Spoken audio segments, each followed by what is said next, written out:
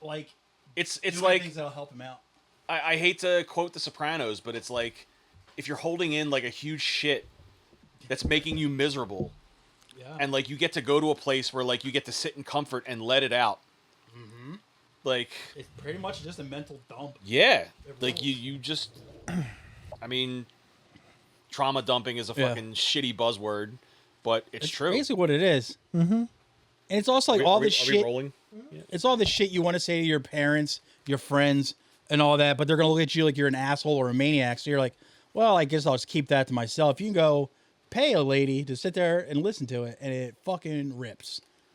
And for like a day and a half after I go to therapy, I feel amazing, and then reality comes crashing in. Well, that's why I'm grateful to have a good relationship with my dad, because I can trauma dump on him all I want, and Oh, like that's same. sick. not only is he A, supportive, but he'll B, give me a story about something even crazier that happened to him that makes me feel immediately better. That's one of my favorite parts about growing up is that I can talk to my dad honestly. Yeah. And we can relate to some stuff. Yeah. With stuff that he's also been through. Yeah, because he like even when I was a kid, he would always be like, "Don't ever be afraid to like tell me about some wild shit that you got yourself into, because I'll always support you, and B, I'll always have a one up story." All my best dad stories I've learned in the last 2 years. Yeah, fuck you guys. Sorry. Yeah, that's the thing. I didn't want to flex No, or anything. I'm Like, happy for you. I'm happy for both of you. Shout out to other Tom and Big Rick. Yeah, Rick was always a rock, man. It's That Tommy. rules, Still is. I don't want to. This will be 2 weeks from now, but it's Tommy Senior's birthday. Happy birthday, Big Tom, man. Tomorrow. No, yeah, tomorrow. Well, this won't, It's Brit Go ahead. Brit's birthday on the 21st. and this won't line up for when this episode comes out. But today, the day we were recording, is Dave Janis's birthday. Oh, he's a Gemini. Yes, so am I, Are you? And Oh, you mine. must be a cusp. and my dad. Yeah, you must be a cusp. Oh, no wonder Yeah. you're an emotional fuck. Yeah, because my the guy I work for is June 20th. I'm the 12th, and he's a Cancer. No wonder you're an emotional 2 guy. ways. Oh, shut up with that stupid shit, you fucking basic white bitch. What, my space racism? But I definitely called Dave about 6 a.m. Just leave him a long voicemail because I think it's funny to call people at 6 a.m. But You're a real it backfired on me. He's like, "Sorry, man, I was at work. What's up?" I was like, "Just check your voicemail." Fucking dickhead. It's just funny that Dave Janis is only like 43 That's my and age. acts like way older than me. What can you do? I don't feel 43. I don't know about Me neither. you guys feeling your age, but I don't feel it. Oh, I don't feel my age. Well, there's moments, but I largely don't. I still feel like I'm 20 something. Mentally, I don't. Mentally. Physically, I do. But I also don't take care of myself physically, so that's all on me. It's my fault. I think about that when I do physical labor now. I'm like, oh, if I started doing this 10 years ago, I probably would feel the exact same. I don't feel about it like because I do a somewhat physical job, but like I don't think about it then. I feel about it 2 times when I get out of bed in the morning. Yeah. Because when I first get out of the bed in the morning, it seriously sounds like someone cracking their knuckles. And the other time is when I get home from work, I'll sit and catch up with mom, right? And then as soon as you go to get out of the chair after you're done catching up with mom, you want to go shower and clean up, whatever. You're just like, your muscles are all bunched That's what up. gets me, because I've always been an early bird, so like I can get out True. of bed fine. Yeah. If it's 5 a.m., if it's 4 a.m., like if my alarm's going off early in the morning, like I'm usually fine. Yeah, same. But yeah, when I get home from work, that's why I have to go straight to the gym after work. Because if I go home and like sit on the couch for like I'm not even out. a minute, You're done. I'm Not out. done. I nod out all the time. So when I get home from the gym, or when I get home from like a long day at work, or What was that anyway? What? That. Graffiti Highway IPA. Never mind. When you get home. Terrible. yeah, like that's when it's harder for me to get back up. Oh my God. Because like I'll get home, but I'll get home and then I'm like, oh shit, like I still have to make dinner, or like I got to take out the trash, or like I got to Yeah. do this. I got to get my shit together for tomorrow before I like go in like fucking crash for the night. That's a recipe. That's for, more of a fucking hurdle than getting out of bed in the morning Yeah. when it's like still like dark out. The evening one is more just that, like, I still, like, you still have, like, I'm fine. Like, I'm a little bit tired after work and beat up physically. And when I sit down, I'm nice and relaxed. But then all of a sudden, I guess while I'm sitting down, all the muscles are contracting. And then I try to stand up again. Then all of a sudden, I'm hunched over and just, like, walking goofy. Just because, like, I don't know, man. But if I sit down, like, at work and get back up again, I'm fine. But it's just after when I get home and just, like, you know. It's because you got momentum at work. And Yeah. when you get home, your momentum ends. Yeah. Yeah. It's gotten to the point where, like, I got to plan out meals to eat them as late as possible now. Well, within reason, because I can't eat too late because of the diet I'm on. But Yeah, I can't eat late anymore either. that, like, because, like, I love eating late. if I go home, say I get home, it's around 4:30, 5 o'clock. It probably takes me about half hour, 45 minutes to cook a meal. After I eat the meal, I almost instantly have to go to sleep. I'm instantly just fucking I tired definitely as can't fuck. do that. I'm instantly tired. One of the Because craziest things. then I'll that- wake up feeling like dog shit. Oh, yeah. If I sleep too long is when I feel terrible. Me too. If I sleep more than 7 hours, I feel bad. No, if I go to sleep immediately on a full stomach, I'll feel like shit. Like it'll be hard to get to sleep, first of all. But Huh. man. once I don't get that. no, that eating within like at least 3 hours before you go to bed, shit is true, man. Huh. That's funny. Yeah.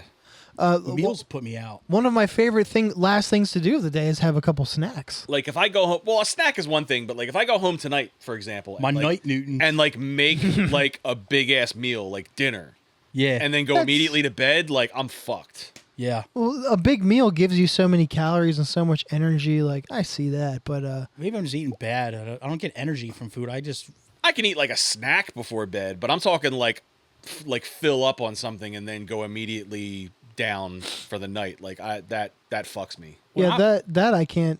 I don't like doing so much. When I was either. still on, like, drinking real coffee, not decaffeinated, I would have to drink a cup of coffee after a meal at night just so I just didn't fall asleep at, like, 6 o'clock.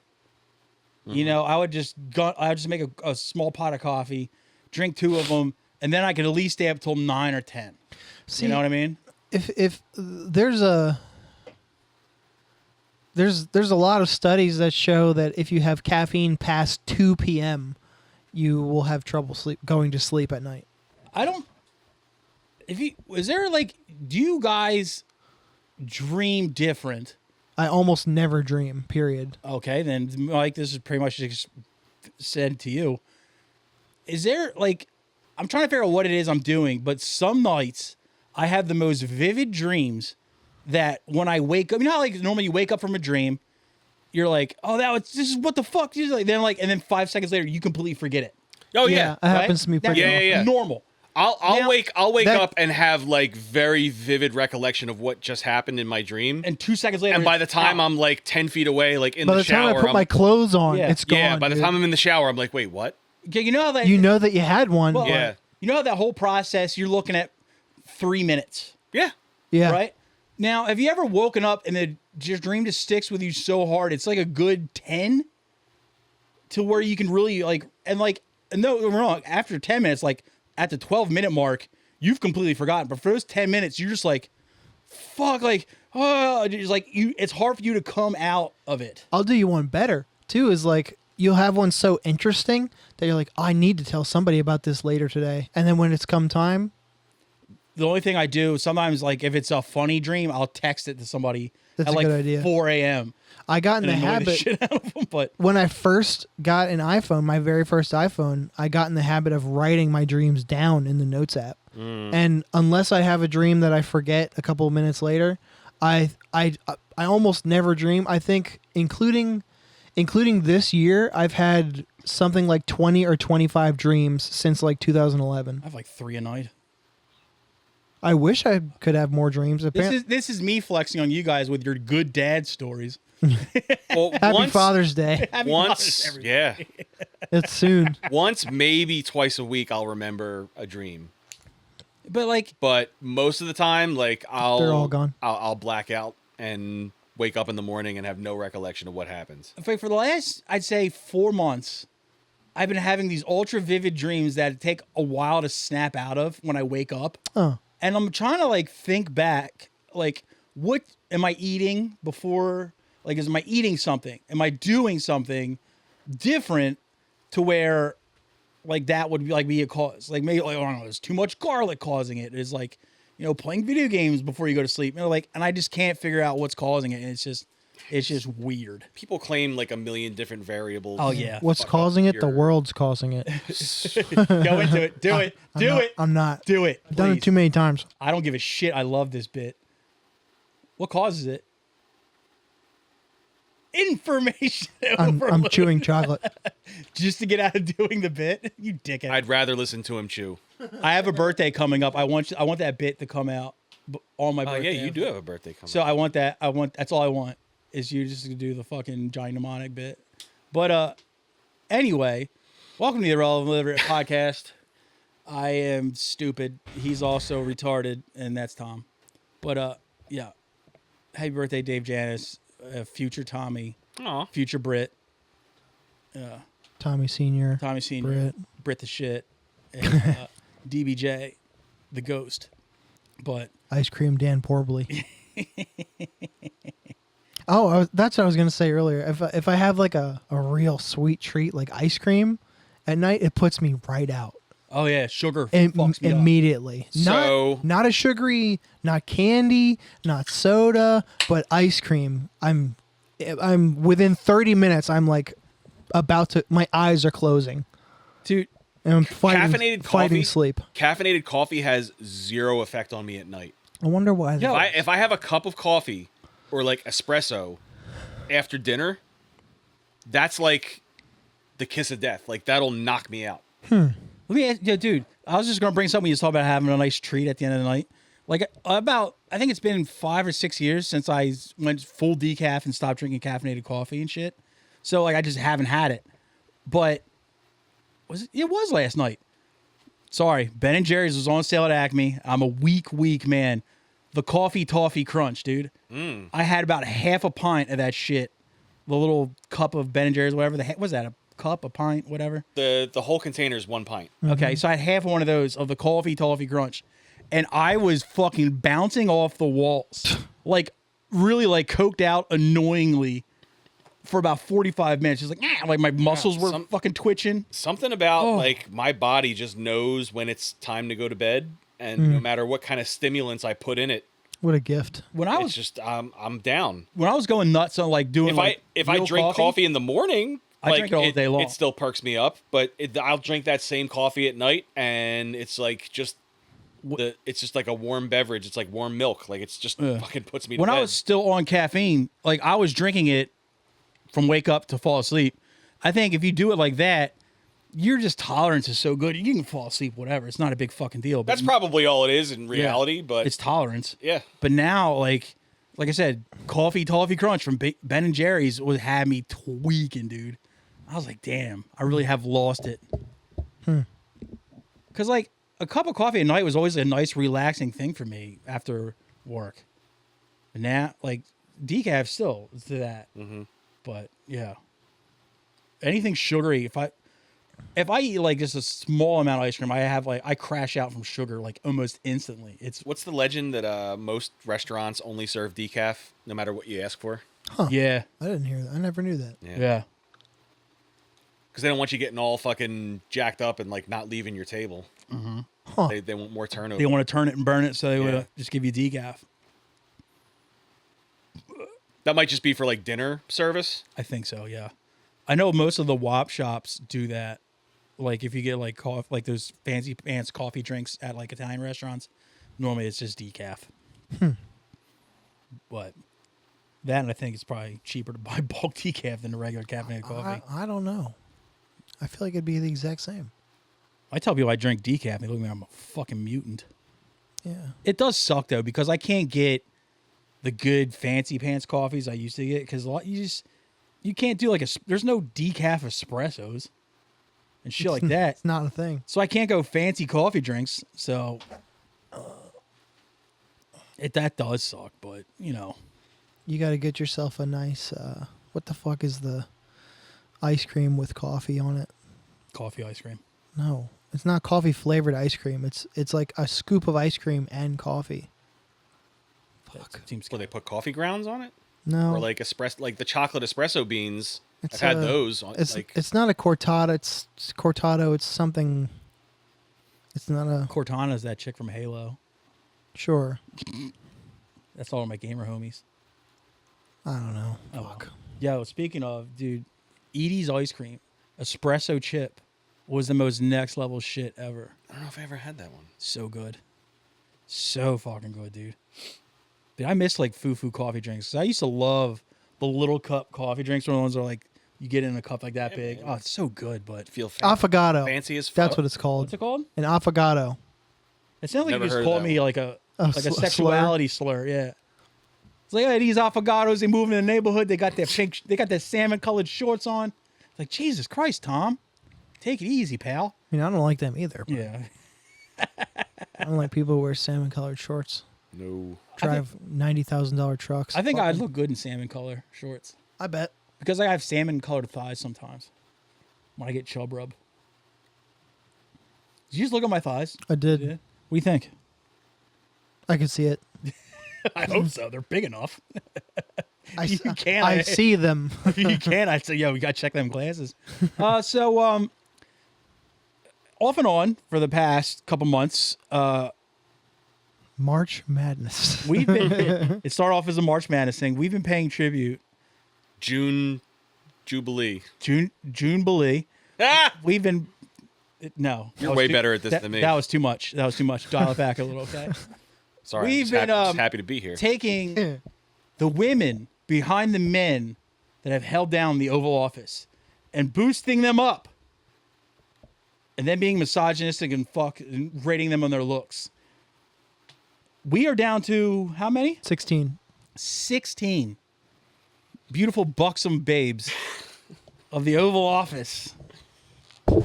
Oh fuck! Hey. Sorry, I've been drinking. Oh, look at him! Look at the little bracket boy, I didn't put any of their names in there Tommy. because I figured I'd fill it as we go. Tommy Sports. Final, semi, quarterfinal. We're at the quarterfinals Oh, today. you even learned the lingo. Sweet 16. I'm telling you. Yeah. Oh. Well, What do we call it? Oh, the March Misogyny Madness. first lady in May. face off, whatever you Yeah. wanna call it. I brought the Surface out here so you guys can pass the photos around. Soifus. I've got bios for everybody so that Nice. we can really put stuff to the test, or not to the test, but like really see what these gals were made of, Yeah. according to Wikipedia.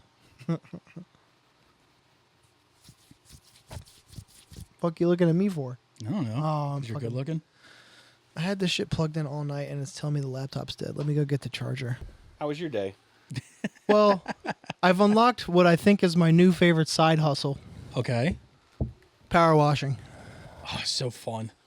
It is the best possible There's one downside use of my time. to power washing for me. Which is what Wet shoes. I've got one. Wet shoes. I have waterproof boots. I'm fine with Yeah, it. wear waders. We gotta wear fucking Vans. You have to. That's like dude. Don't get me started. Get- But I want to get you started. No. Make it but make sense. Elaborate. black and white Vans. No. Why? That's just what it was. I was told. Black and white Vans. Well, do the opposite. and You see had what no, you had happens. no follow-up questions for that. No, 'cause I didn't no, care. he has no follow-up questions for nothing. That's not true at all. I didn't care because I had at that time black and white Vans. So I was like, all right, whatever. I got those upstairs. You're like, oh, I got those. Yeah. I hear what you're saying. I don't got to go anywhere and buy new shoes. All right, cool. But So what would happen, hypothetically, if you showed up to work tomorrow nothing. wearing like a Nothing. pair of Nikes? nothing. Exactly. But I'm also super cheap, so You have boots Vans is though. fine. Yeah, I do.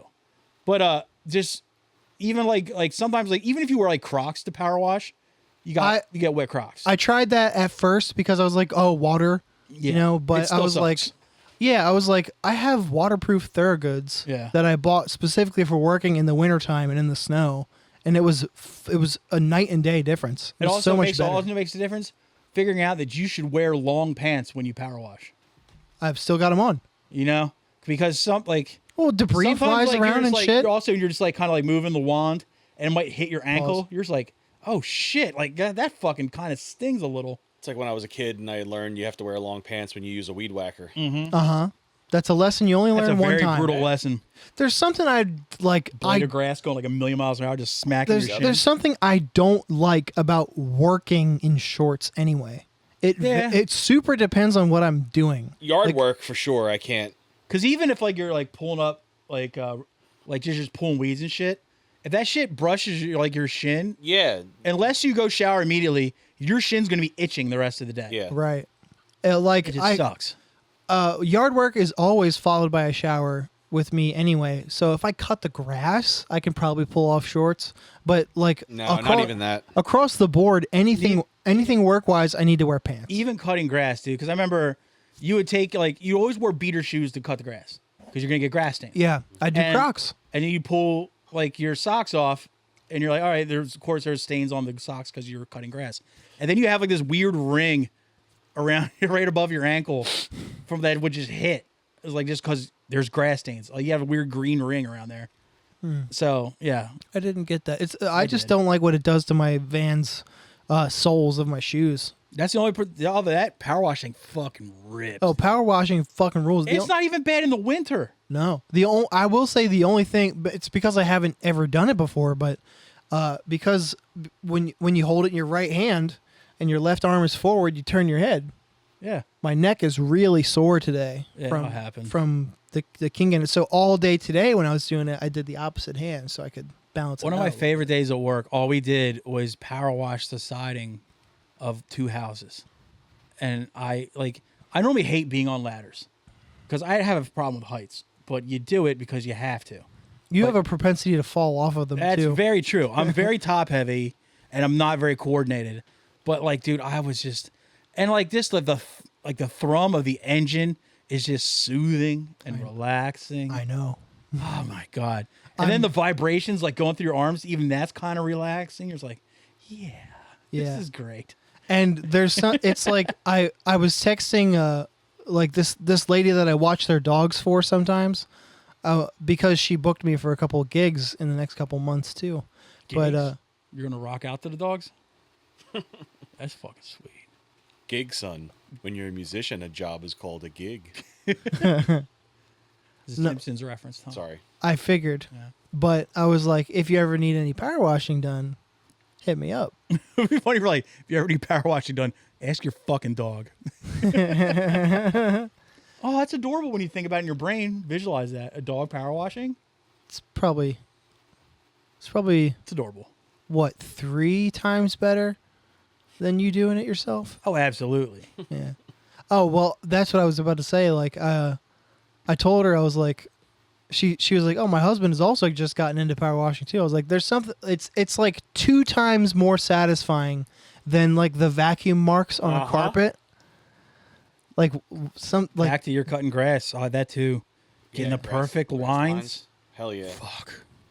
when you pull the vacuum back and you get that crunchy noise, and then you got those nice vacuum When you run tracks. over something that you know is there, and you feel the fucking... Yeah. Hell Dude, Do that work. I Get in there. I worked briefly as a guy for a guy who just cleaned houses for a living. He was like basically A maid. one of the guys who just he cleans multiple houses, right? And he's like, oh, what you want to do is you want to vacuum and then back yourself out of the room so there's no footprints. It's just the lines from the vacuum. And I was like, I could have been doing this at my house so many times. And then all of a sudden you start doing it at your own house. You're just like, I have the most beautiful house in the entire world. This is so sweet. It is so sweet. I love learning shit on the job like that, Yeah. where they tell you, they point you in the simplest direction, and when they say it out loud, you're like, oh my god, that is exactly true. Back out of the room. Why haven't I fucking thought of that? I've been doing this for decades. Son of a bitch. That's one of my favorite things about the trades is learning dumb little shit like that. Because to your point, power washing is so fucking mindless. It's peaceful. It's also loud enough that how loud power washing is. It's not loud that it bugs you or gives you a headache, but it's loud enough that no one talks to you. Yeah. So you can you don't have to be going, what? You can just fucking Fuck off. zone the fuck out and just, it's like like a mantra. It's so sweet, dude. I had my headphones in all day. It's so great. And then I did it so long today that my headphones died, and I had to use my Bluetooth speaker. And then I was like, I really am a working man with my music playing out loud. And just like, dude, we did one house, and it was like just straight up white siding, right? Oh, that's the best one. It's so satisfying. You just see it, just as the lines go. It's like shaving. Yeah, it is. I gotta show you it's the fence that goes around our backyard. I gotta show you the before and after. I even did the fun little time lapse thing on my phone too for a panel. I was like, wow. At first, were you doing it just like, okay, how can I do this where I get it done right and done quickly? Then all of a sudden it's like, I'm gonna go smaller lines. Take my time with this. Go smaller. Yeah, like really the little minutia is fun to figure out. Like instead of like when you're mowing the grass, instead of having like keep going in the wheel track from the first line, you're just like, what if I just go slightly halfway? inside, right. Yeah. You're just like, yeah, minutia. I love dumb shit like that. I love it too. I love minutia like that, and I love like back office like gossip. This is gonna sound just my bread and butter. It's kind of the same way, but it's kind of like a little weird. One of my first jobs ever, and I had it for a long time, was washing dishes at a restaurant. Yeah. You pull out a fucking dish just covered in suds, and just taking the hose from the sink and just and just like washing the suds away. It was just so satisfying and just comforting. You're just like, oh. Then all of a sudden they're like, we need fucking plates. You're like, oh, you guys ruined it for me. When I worked at Whole Foods, they had one of those things that you put the dishes on a rack, like a rack type thing, and you send it through. Yeah. And then when it comes out, you kind of just give it a once over with the hose. It was great. I loved washing dishes. Yeah. There was something like eerily satisfying about washing dishes, even as an adult. Like when I did it at the kitchen I worked in when I was like a teenager, and then like when I do it now just to like do dishes in my house. That's why I do my dishes by hand. It never translated for me at home though. No, it did. It's not the same. I think it's also like if you spend. Granted, we use our dishwasher. I never had one more than. Yeah. See, that's funny that you say that, and you actually use one. I grew up with a dishwasher that my mom lied to me and said didn't work. Oh, that's fucked up. That's diabolical. Well, growing up, I still had to wash the dishes before they went in the dishwasher. Oh, like a priest. Like that's also diabolical a little bit. Not like the wash them to completion, but like wash them enough where like get the shit off of them. Yeah, get all like the big shit off. Like nothing goes in the dishwasher if there's still raw food stuck to it. Yeah. But it's like just different, like because if you work at a restaurant where you're doing it for 8 hours, you don't want to come home and do it. Nah. No matter what it is. Like I'm like, dude, like back to what we're talking about on Patreon, patreon.com/IRRANDILL. If you're a porn star and you spent like 4, 5, 6 hours fucking all day, right? Yeah. Do you want to come home and fuck? I can't imagine. Maybe. Or do you want to play Xbox? Some of them might. I mean, it depends on their partner, Yeah. I guess. Or what's good on Xbox that week. Like if Starfield's on Game Pass, you might want to say, you know what, fuck, I don't want to blow anybody. How much time's left in your day? You know? You can do both. Look, I'll suck your dick, but if I fuck up and don't grind XP, it's going to be on you, dude. What are you writing down, silly? Taking notes of when to put the patreon.com/IRR The flashing sign in. Because I do work on this show too. Now, what is available on patreon.com/IRRANDILL? Well, we say, an extra episode every week. And a back catalog of over 100 episodes are in there now. Mm-hmm. We're getting even closer to 200. Shut up. Just go with it. And I heard 2 patrons recently forwarded their mailing address and might be getting a little treat in the mail in a couple days. Ooh. A treat like what, Michael? You know, not to flex or anything. You know, I'm not trying to brag being in like a higher tax bracket. But, you know, those hoity-toity wrap snacks. Not to be a braggart. Not to be braggadocious. From what I hear from, you know, the higher end crowd, those Boosie Louisiana Heats are quite scrumptious. You know what else is scrumptious is what Boosie says in the public nowadays.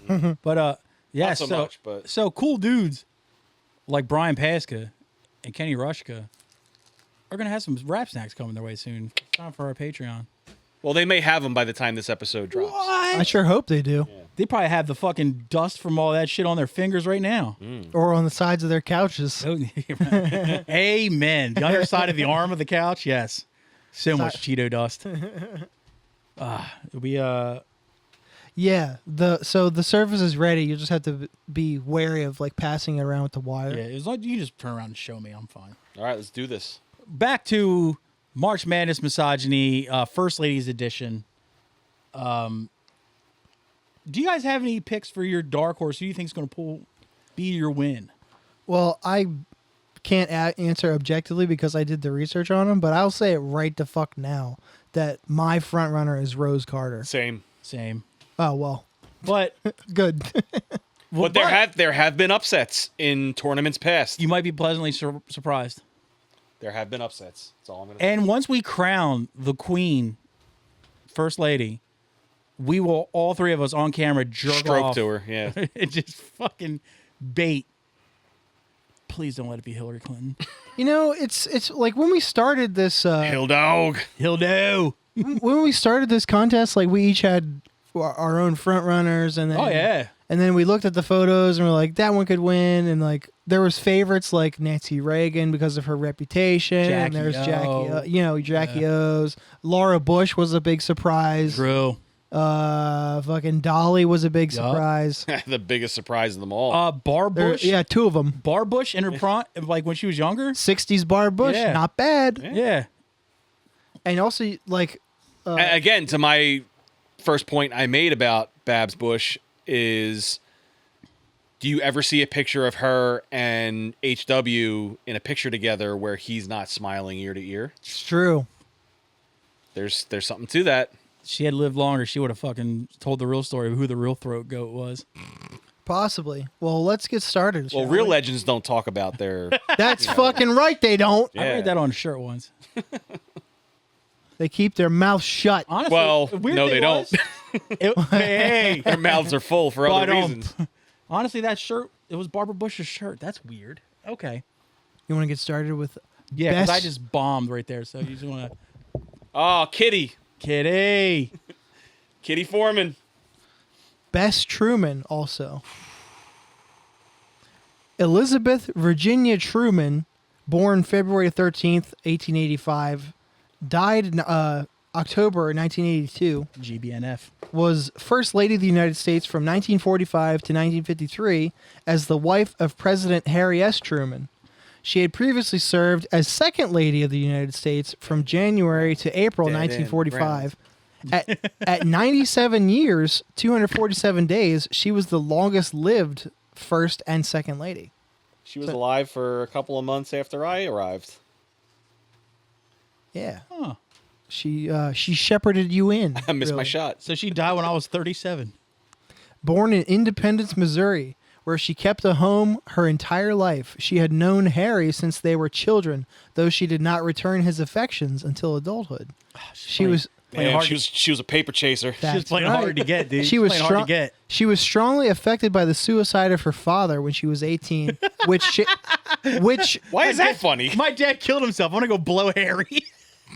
which shaped her opinions about privacy from the public eye and the responsibilities of a spouse. True. Bess and Harry married in 1919, and Bess spent the following years managing the Truman household and working in her husband's offices as his political career advanced. She was apprehensive about Harry running for vice president in 44, and she was deeply upset when he ascended to the presidency the following year. Despite criticism of her regular absences from Washington, she spent a significant amount of time as First Lady in Independence. Bess followed her daughter to fulfill the social responsibilities of the First Lady during her absences. Even when she was in Washington, most of her time was dedicated to her family. She continued to care for her mother until the latter's death until 1952. When Bess was in Washington, she held a weekly Spanish language class for her and her local friends. She also hosted a bridge club from home in Independence, bringing them out to the White House and leading them on a tour of Washington. During the first months of this is the last paragraph. During the first months of her husband's presidency, she felt neglected. She made Harry aware of these feelings, but his schedule prevented them from spending as much time together as they were accustomed to. Damn. This caused a great argument between the couple in 1945. Bitch, I'm the fucking president. Well, you know women. Hop the fuck off. You know women, though. Blah, What blah, about blah. what about me? These hens be clucking. Between the couple in December 1945 and after Harry arrived for Christmas, after returning to Washington, he wrote her a harshly worded letter only to What? call Margaret and have her burn it before Bess could read it. He was shook. The couple reconciled after this incident, and Harry ensured that he had that she had an increased role in his administration. White House staff and visitors often described the Trumans as a close family. Their relationship as a family was apparent, such that the staff had affectionately dubbed Harry, Bess, and Margaret the Three Musketeers. Aww. Damn. She was teaching Spanish to people? Yeah, for funsies. Damn. That means she probably had some secret Spanish dude just dicking her down when Harry was too busy. Maybe. Get some nice caramel-colored uncut dick. But this just tells you that she was down. She was a down-ass wife lady. Now, He was all like solving world problems. She was like, yo, this pussy's getting dusty. You need to come home and knock the walls out of it, or I'm fucking out skis. I'm bored, goddammit. And then he was like, I'm going to fucking write this bitch a fucking letter, and it's going to have cuss words in it. And then he was like, wait, though. She Unsend. She does that. She does that tank behind her. I love her, dude. All right, who's she up against? She's solid. I just went straight down in order from from the last brackets that we did, so completely unbiased, fair. So everybody versus everybody. Yeah. It's a Royal Rumble. Everybody in the ring at once. Against her, It's dead. we got Lucretia Garfield. Such a great name. Yeah, solid. She looks like an old lady, but she was pretty cool. Yeah, I remember her. For an old ass lady, that is. Lucretia, born April 19th, 1832, Me too. died March 1918, was First Lady Me too. from March to September 1881 as the wife of James A. Garfield, the 20th president. Born in Garrettsville, Ohio, Garfield met her first husband at a Gauga seminary. After a long courtship, they married in Seminary, so he was studying to be a priest? in 1858. Yeah. That's probably why she left his ass. Their early years were difficult, as James was often away, and became romantically involved with other women. What? That's her first husband. James is the first husband. Or no. That is Garfield. Yes, he was often away and with other women. Oh, he was a dog? They would eventually have Garfield's a cat. They would eventually have 7 children together, 5 of whom lived to adulthood. Highly educated and knowledgeable of Washington politics, Garfield was a regular advisor for her husband, and she assisted him in his front porch campaign for the presidency. She was well regarded during her brief period in the White House, but after only a few months contracted malaria and went to Long Branch, New Jersey to recuperate. On July 2nd, 1881... What's in Long Branch, New Jersey? That I have a better question. What's the front porch campaign? I don't know. James Garfield. I don't know. On July 2nd, her husband was shot and mortally wounded by Charles Guiteau. Mm-hmm. He remained on his deathbed for months, during which time his wife stayed at his bedside and received much public sympathy. Garfield returned to her former residence in Ohio after being widowed. She spent much of the rest of her time preserving her husband's papers and other materials, establishing what was effectively the first presidential library. Only 2 months into her tenure as First Lady, Garfield was affected with a life-threatening case of malaria. The president suspended many of his duties so that he could personally tend to her. Her health began to return by June, and her husband rented a cottage in Long Branch, New Jersey for her to live while she recuperated. That's nice. Charles Guiteau, or however you say it, waited to intercept them with the intention of shooting the president, but the sight of Lucretia, still visibly ill, caused him to hesitate. Weeks later, he did shoot the president. The shot was not immediately lethal, and James sent David G. Swaim to inform Lucretia. A train was arranged to take her directly to Washington so she could see her injured husband. Over the following months, Lucretia stayed by James's bed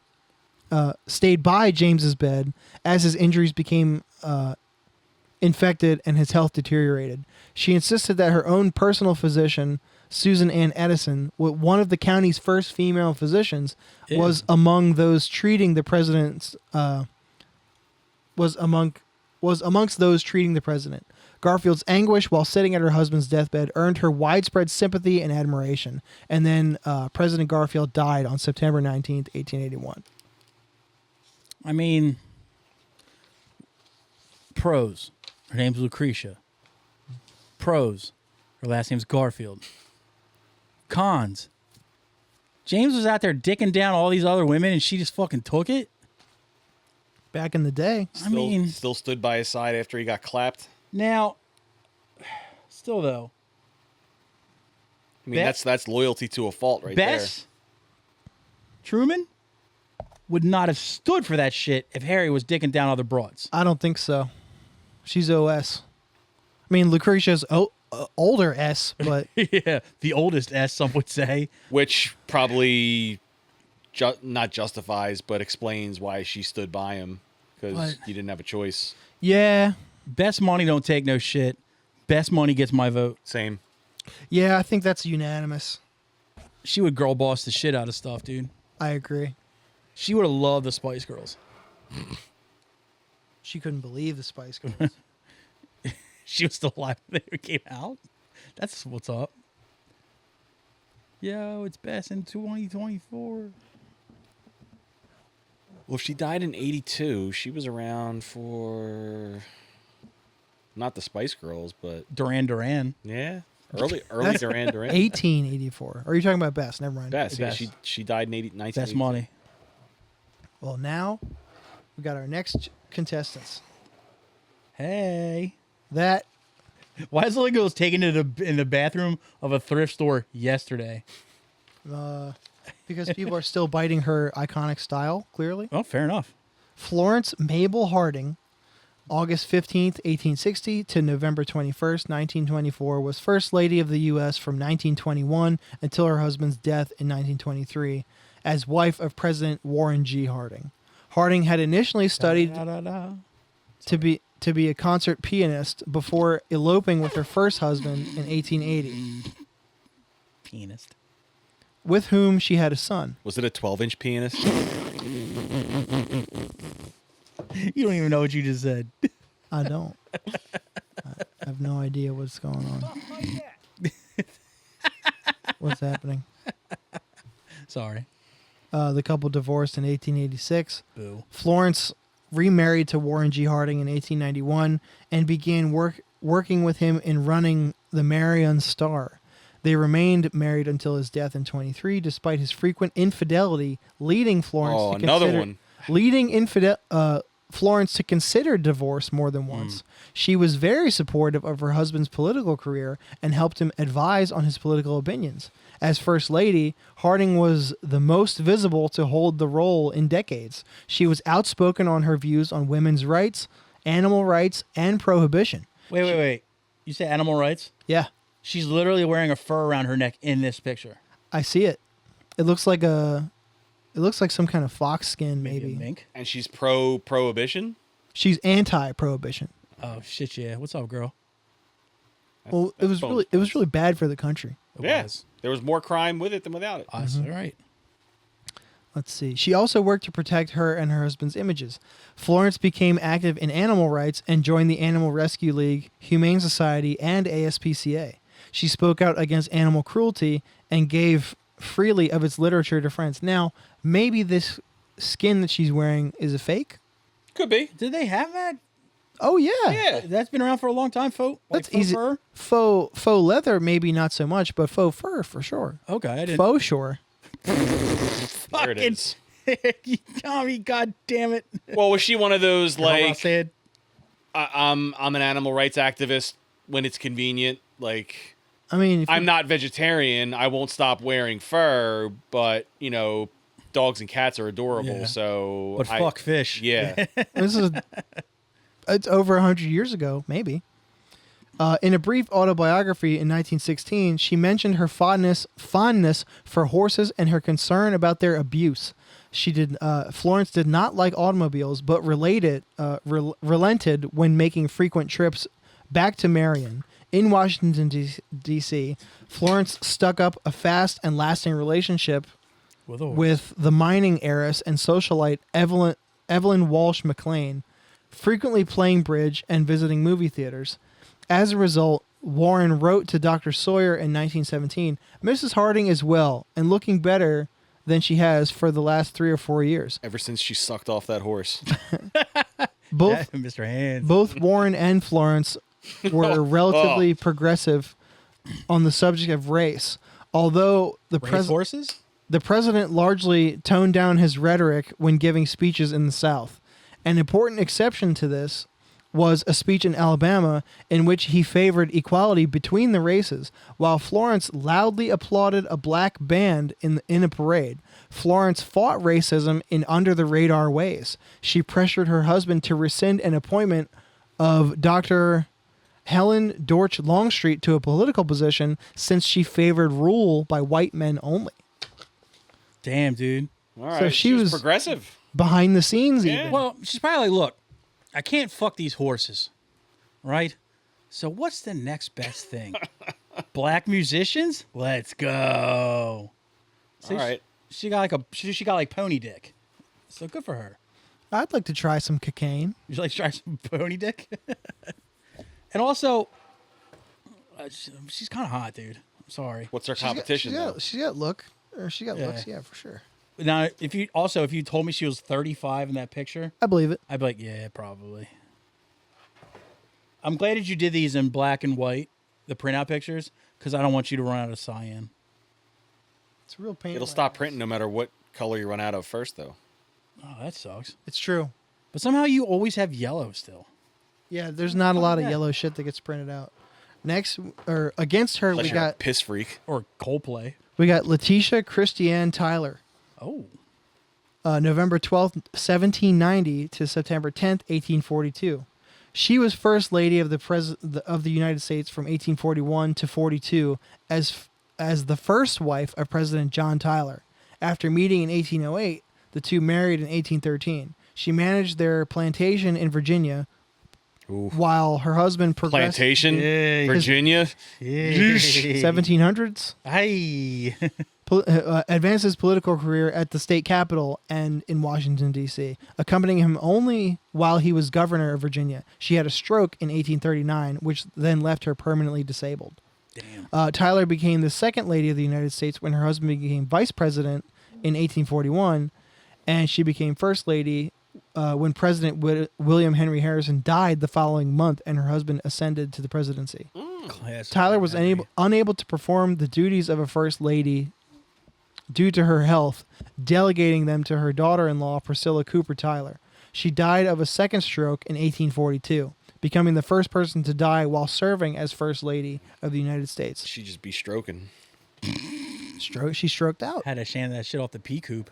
Tyler played virtually no role in her husband's presidency, but maintained a positive reputation among the American people. Hear that? It's a woman who knows how to keep her fucking mouth shut. Well, she was dead, so she couldn't help it. Apples and oranges. Damn it, I can't. Go ahead, remember. Tommy. I can't remember the euphemism. I love you. Something about how do you want someone to keep a secret, like and kill them or something? I don't know. How did three people keep a secret if two of them are dead? Right. That's might be the one. Yeah. She may have attended the theater at least once while serving as First Lady. While upstairs, she continued to spend her time reading her Bible and her prayer book. Although she retained authority over how the duties of the First Lady were carried out, Tyler delegated management of the White House to her daughter, Letitia, and her responsibilities as hostess to her daughter-in-law, Priscilla. She also played role of supervisor for her husband, as she often discussed difficult issues of the presidency with her. She was well-versed in political issues to discuss them in detail with visitors. Distinguished visitors to the White House, such as Charles Dickens and Washington Irving, were sometimes welcomed upstairs to meet her. Am I right? All right. She's hot. It's pretty easy. She's hot, okay? She's pretty, but that haircut's got to go. She's hot, right? But two things stand out. One, she named her daughter after herself. That's weird. Well, guys do that. Yeah, that's normal for guys. Girls don't normally do that. No, they pick a lot of girls pick a name of somebody who's close to them. Yeah, Yes. well, mother, grandmother. Yeah, like my sister. She's named after my aunt, right? But she's not named after my mother. That's fucking weird. Two, she seems like a real fucking stick in the mud, too. She doesn't seem like any fucking fun. Which makes me think she's probably a fucking nag. Always just fucking complaining. I mean, that's probably why she strokes out, because she fucking Just high strung. yeah, she seems like a fucking problem. So, who's this, Harding's wife? Definitely owns slaves. I'm going for Florence. Also, maybe. definitely own slaves. That's a great point. Oh yeah, and Florence loved Choco Dick. I mean, she fucking loves jazz musicians in the South. Yeah. Flo Harding, she's Yeah. got my fucking vote. Flow hard. Big flow. Flow hard with a vengeance. Flo Hard is a sick fucking name, dude. That's like Flo Rida's cousin. Flow harder. Flo Ooh. Hard with a vengeance. This is going to be a good matchup Uh-oh. because now we got two classics against each other. Uh-oh. I hate when this It's a happens. barn burner. It could be. It's bound to happen, man. It's a tournament. It's Laura Bush versus First Jack off, Yo. it's Michelle. Big Mike. It's a great photo of him too. Look at those her, hips. too. She got high vis on? Yeah. Hell yeah, girl. She's promoting safety, man. See, now she's got a hell of a resume as well. Inform me. That's the thing. She was like a killer fucking philanthropist, man. Like there's no, Yeah. She was a no ifs, ands, or badass. buts She was about she it. was. I'll get to it in the notes, but she was such a good attorney. She made more than Barack did as a lawyer. Broke ass. Michelle LaVaughn Robinson Obama, Fuck yeah. born January 17th, 1964, is an American attorney and author who served as First Lady of the United States from 2009 to 2017, being married to Barack, the 44th president of the U.S. Raised on the south side of Chicago, Obama is a graduate of Princeton University and Harvard Law. Hell yeah. In her early legal career, she worked at the law firm Sidley Austin, where she met her future husband. She subsequently worked in nonprofits and as the Associate Dean of Students at the University of Chicago. Later, she served as Vice President for Community and External Affairs for the University of Chicago Medical Center, married Barack in 1992, and they have 2 daughters. With the ascent of her husband as a prominent national politician, Obama became a part of popular culture. In 2006, Essence listed her among 25 of the world's most inspiring women. In July 2007, Vanity Fair listed her among 10 of the world's best dressed people. She was an honorary guest of Oprah Winfrey's Legends Ball as a youngin', paid tribute to the legends who helped pave the way for African American women. In 2007, I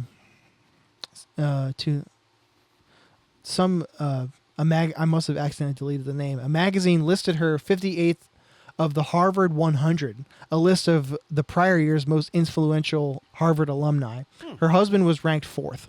In July 2008, she made a repeat appearance on the Vanity Fair International Best Dressed list. She also appeared on the 2008 People list of best dressed women and was praised by the magazine for her classic and confident look. Obama has been compared to Jacqueline Kennedy due to her sense of style and also to Barbara Bush for her discipline and decorum. Obama's style has been described as fashion populist. In 2010, she wore clothes many high-end from more than 50 design companies with less expensive pieces from J. Crew and Target. And the same year, a study found that her patronage was worth an average of $14 million to a company. She became a fashion trendsetter, in particular favoring sleeveless dresses, including her first term... Showing off those guns. She did have some guns, dude. Yep. I'm sure she still does. Including her first term official portrait in a dress by Michael Kors and her ball gowns designed by Jason Wu for both inaugurals. They look like woos. She has also been known for wearing clothes by African designers such as Mimi Plange, Duro Oloru, Maki O, and Osei Duro. and such styles as the Adair fabric. Adair. Okay. First off, I have a beef with whoever did this Wikipedia article. They were focused too much on what she wore. If I included the whole article, we'd be here a long time. Yeah, but I'm also saying like there was mostly. It's like, come on, like that's all she was a fucking A fashion fashionista. icon? Like, fuck out of here. What I did like, because obviously we were all alive for her when she was in the White House. I almost got to vote for him. She had her, like the causes that she was about. She had her project she was about, but she wasn't constantly in your face. Yeah. Like some first ladies are like, all right, dude, just like fucking pump the brakes. Like when Hill Dog was first lady, she was fucking obnoxious. Michelle, she was still out there doing the good, like fighting the good fight and doing good philanthropy and good, like, charity work and shit like that. But she also knew when, like, all right, let the president fucking have his spotlight too. And as far as looks, hips are fucking nice, dude. Those hips don't lie. And she looks like she can throw a good punch. Yeah. If you got her on one of those boxing machines at the bar, she's scoring the eights. I bet. If she ever fought another person, it wouldn't be like some like stupid broad, overhand. No, she would square up. Yeah, she It put might her even fucking be hands up. like Marcus of Queensberry, stance. She's like, you want to have a dust up? I think she probably. Watching kids play that game on the boardwalk is some of the best people watching you could ever experience. I bet she probably left a lot of chicks' teeth on the floor if she ever had beef. We do the Marcus and she's from Queensberry rule Southside Chicago. Yeah. I was about to say that. You know she knows how to fucking fight. and dodge a bullet. This may sound weird. Also, great fucking mouth of teeth, dude. Yeah. Beautiful teeth. Jesus Christ, dude. We do the Marcus and Queensberry rule. They'll fight him tonight. Sign the contract, big boy. I used to watch that fucking cartoon that was it was Mike Tyson, Marcus of Queensberry's ghost, and Norm Macdonald played a pigeon. It was Mike Tyson Mysteries, was yeah. so fucking good. I never even heard It of was that. so good. It was a short-lived Adult Swim. Yeah. Yeah. They went out kind of like Scooby Doo, like solving mysteries, and it was Mike Tyson, his Asian adopted daughter, and Marcus of Queensberry's ghost, and Norm Macdonald played a guy who got turned into a pigeon because of a curse from his wife who he cheated on. It was fucking hysterical. But All right, who's the opponent? who's Big Mike up against? The opponent, it's a good one. Elizabeth Ann Ford, Ooh, Betty Ford. also known as Betty. Betty. Do you like football, Homer? Do you like nachos? Yes, Mr. Ford. Look at her. Elizabeth Ann Ford, April 8th, 1918. Oh, she died in 2011. Was First Lady of the United States from 74. So she did know the Spice Girls. Yep, definitely did. From 74 to 77 as wife of President Gerald Ford. As First Lady, she was active in social policy and set a precedent as a politically active presidential spouse. She was also Second Lady of the U.S. from 73 to 74 when Gerald was vice president. Ford ultimately became a popular and influential First Lady. In the opinion of the New York Times and several presidential historians, Mrs. Ford's impact on American culture may be far wider and more lasting than that of her husband, who served a mere 896 days, much of it spent trying to restore the dignity of the office of the president. True. She was regarded to Right. You followed Nixon, right? Yep. Yeah. she was regarded to be the most politically outspoken First Lady since Eleanor Roosevelt, whom she regarded as a role model. Active in social policy, Ford broke new ground as a politically active presidential spouse. Repeatedly speaking out on women's issues, Ford was a leader in championing this changing status of women in American society. Ford surprised the media and public by explicitly supporting a woman's right to an abortion, the Equal Rights Amendment, and grassroots activism. Ford took these stances despite recognizing that they created a political risk of conservative backlash against her and her husband. However, not everything Ford did as First Lady broke tradition. Ford also enjoyed the traditional role as a hostess of the White House and on a daily basis spent most of her, am I boring you, energy on the family, health, and serving as a surrogate for her husband on the political campaign trail. Following her years in the White House, Ford continued lobby for the ERA and remained active in the feminist movement. Soon after leaving office, she raised awareness of addiction, for which when she sought help and publicly disclosed her long-running struggle with alcoholism and substance abuse. Betty Ford Clinic.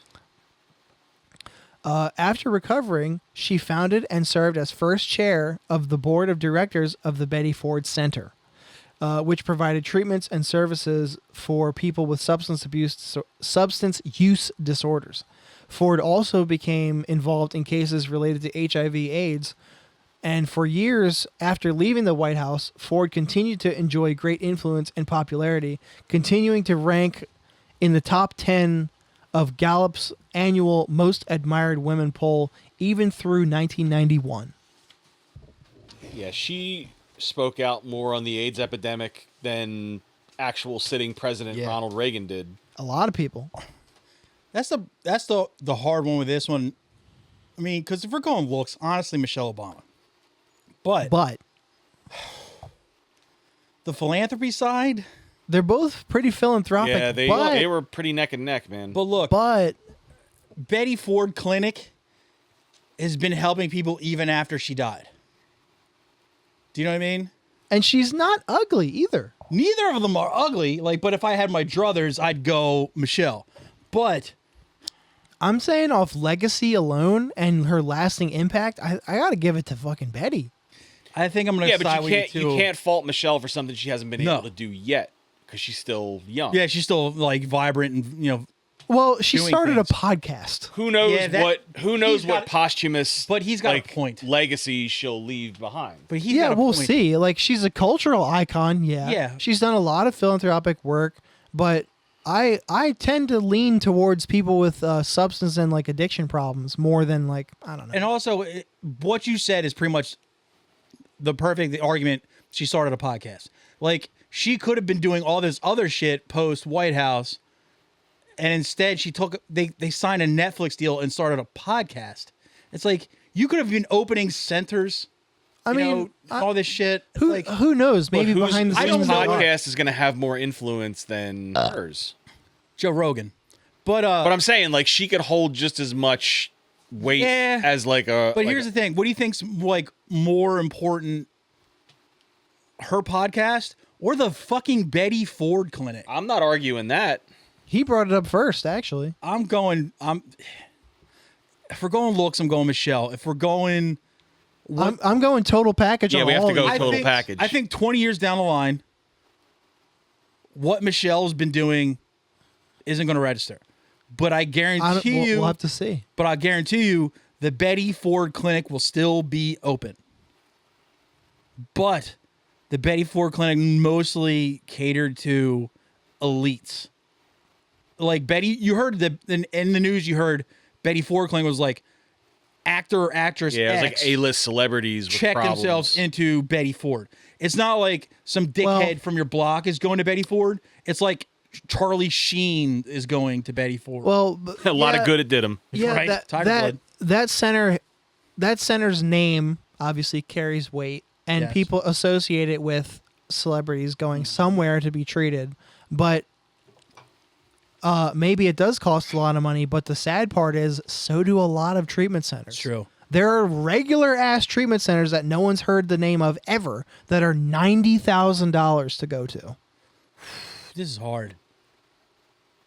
I'm sticking to Betty Ford. I'm good with that. And plus, she didn't kill a chef. Allegedly. No one watches this podcast. We're not going to worry about allegedly. She did kill a chef. She kept her mouth shut. It's funny. Everybody's the other conspiracy theory is that she has a penis. And honestly, that kind of makes her hotter. Because if you can look that hot to me and have a penis, I'm all right, cool. So she's a secret dude and still kind of put a bump in the front of my pants. That's saying something. So are you going, Michelle? Am I the tiebreaker here? Fuck. No.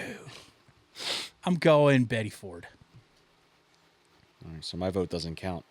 It's already 2-1. Well, where do you go? Counts. You know what? Still want to hear why. I'm torn. This really is a hard one.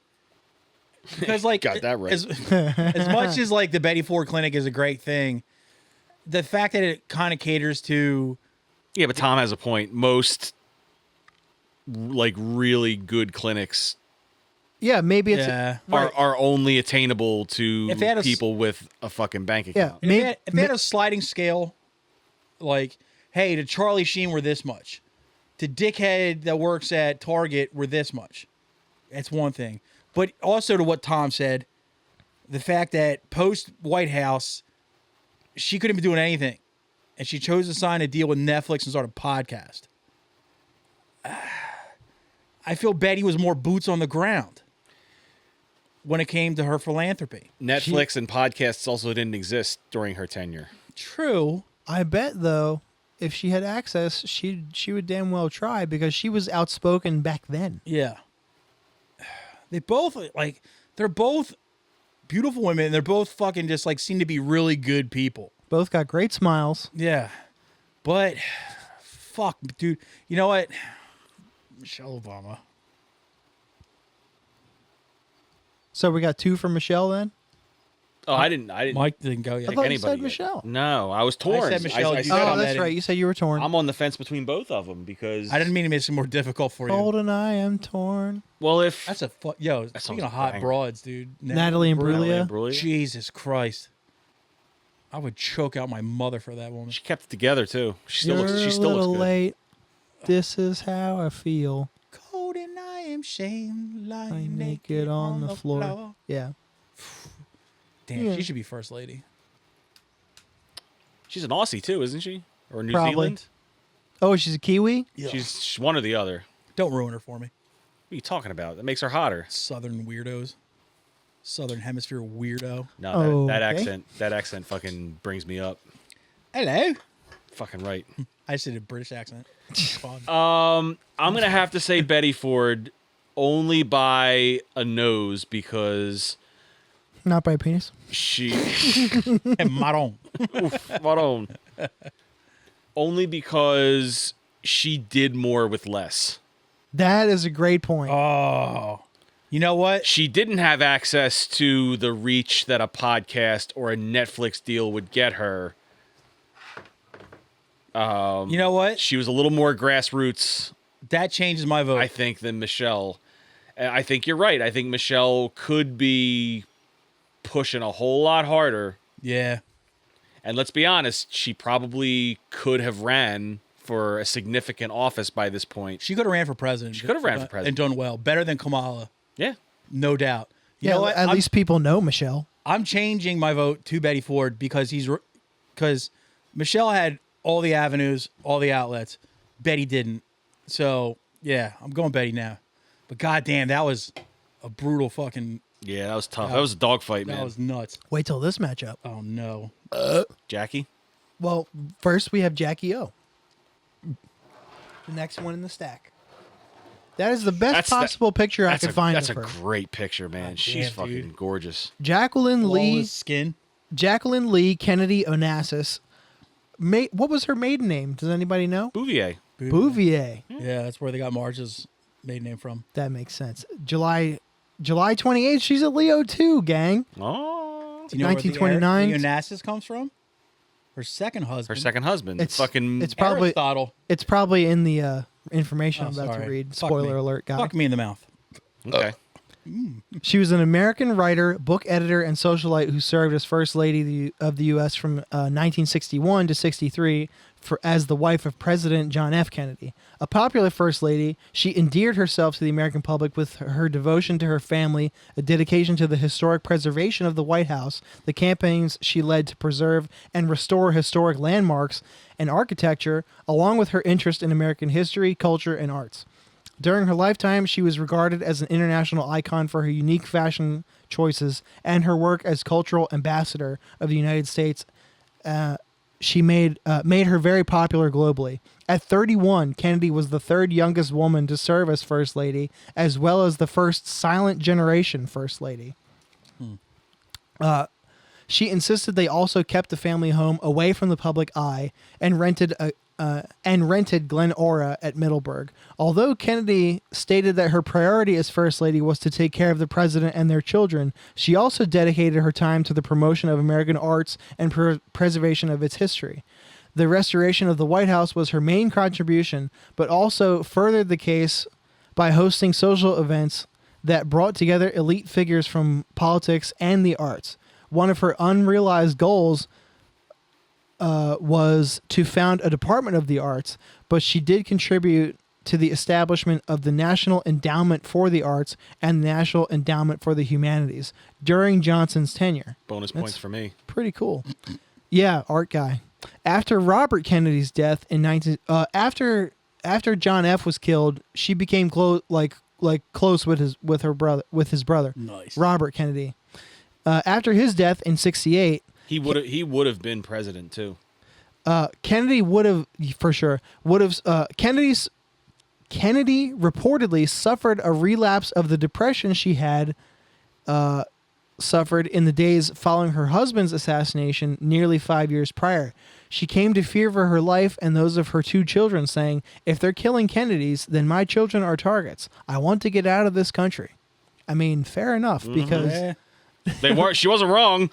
Odds were not in her favor. That joke that Tim Dillon says it constantly about RFK, he's like, yeah, the CIA killed his entire family. I would be paranoid too.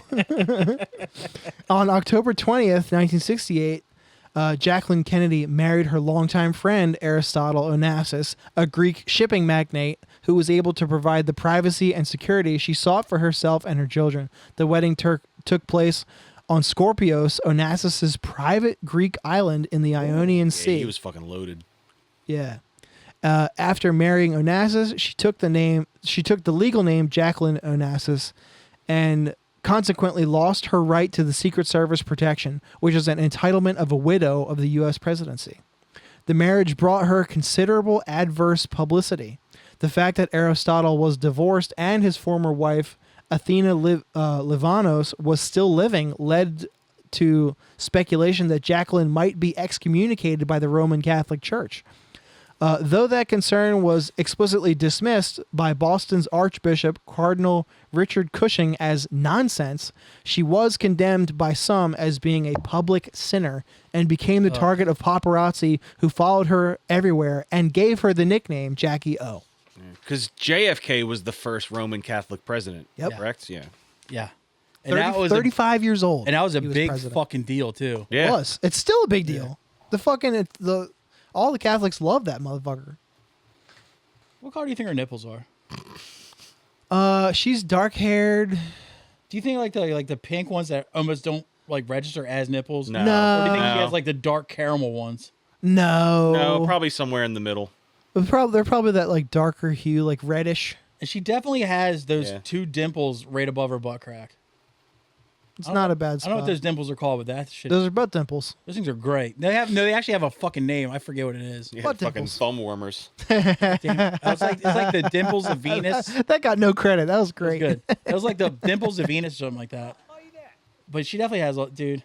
She's hot as fuck. Yeah, she's just like naturally gorgeous. Yeah. Like in the face, like perfect hair, Always had the fucking drip. Nice fit. advocate for the arts. Yeah. Come on, man. This is gonna be tough. I hate this. You know what would make her hotter? She's stuck by Jack no matter how much fucking And strange he fucking tamed. And then she also that kind of makes her a sucker. That's but very she that's very also- Catholic of her. She also stuck. Yeah, That's she stuck by the Kennedy family after he got 86th.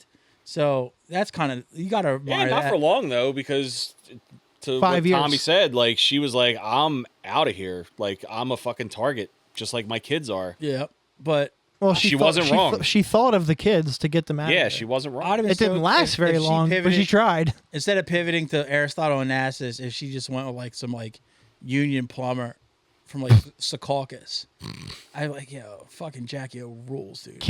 I think it's funny that they Kennedy had a bad reputation amongst unions. Oh yeah, definitely.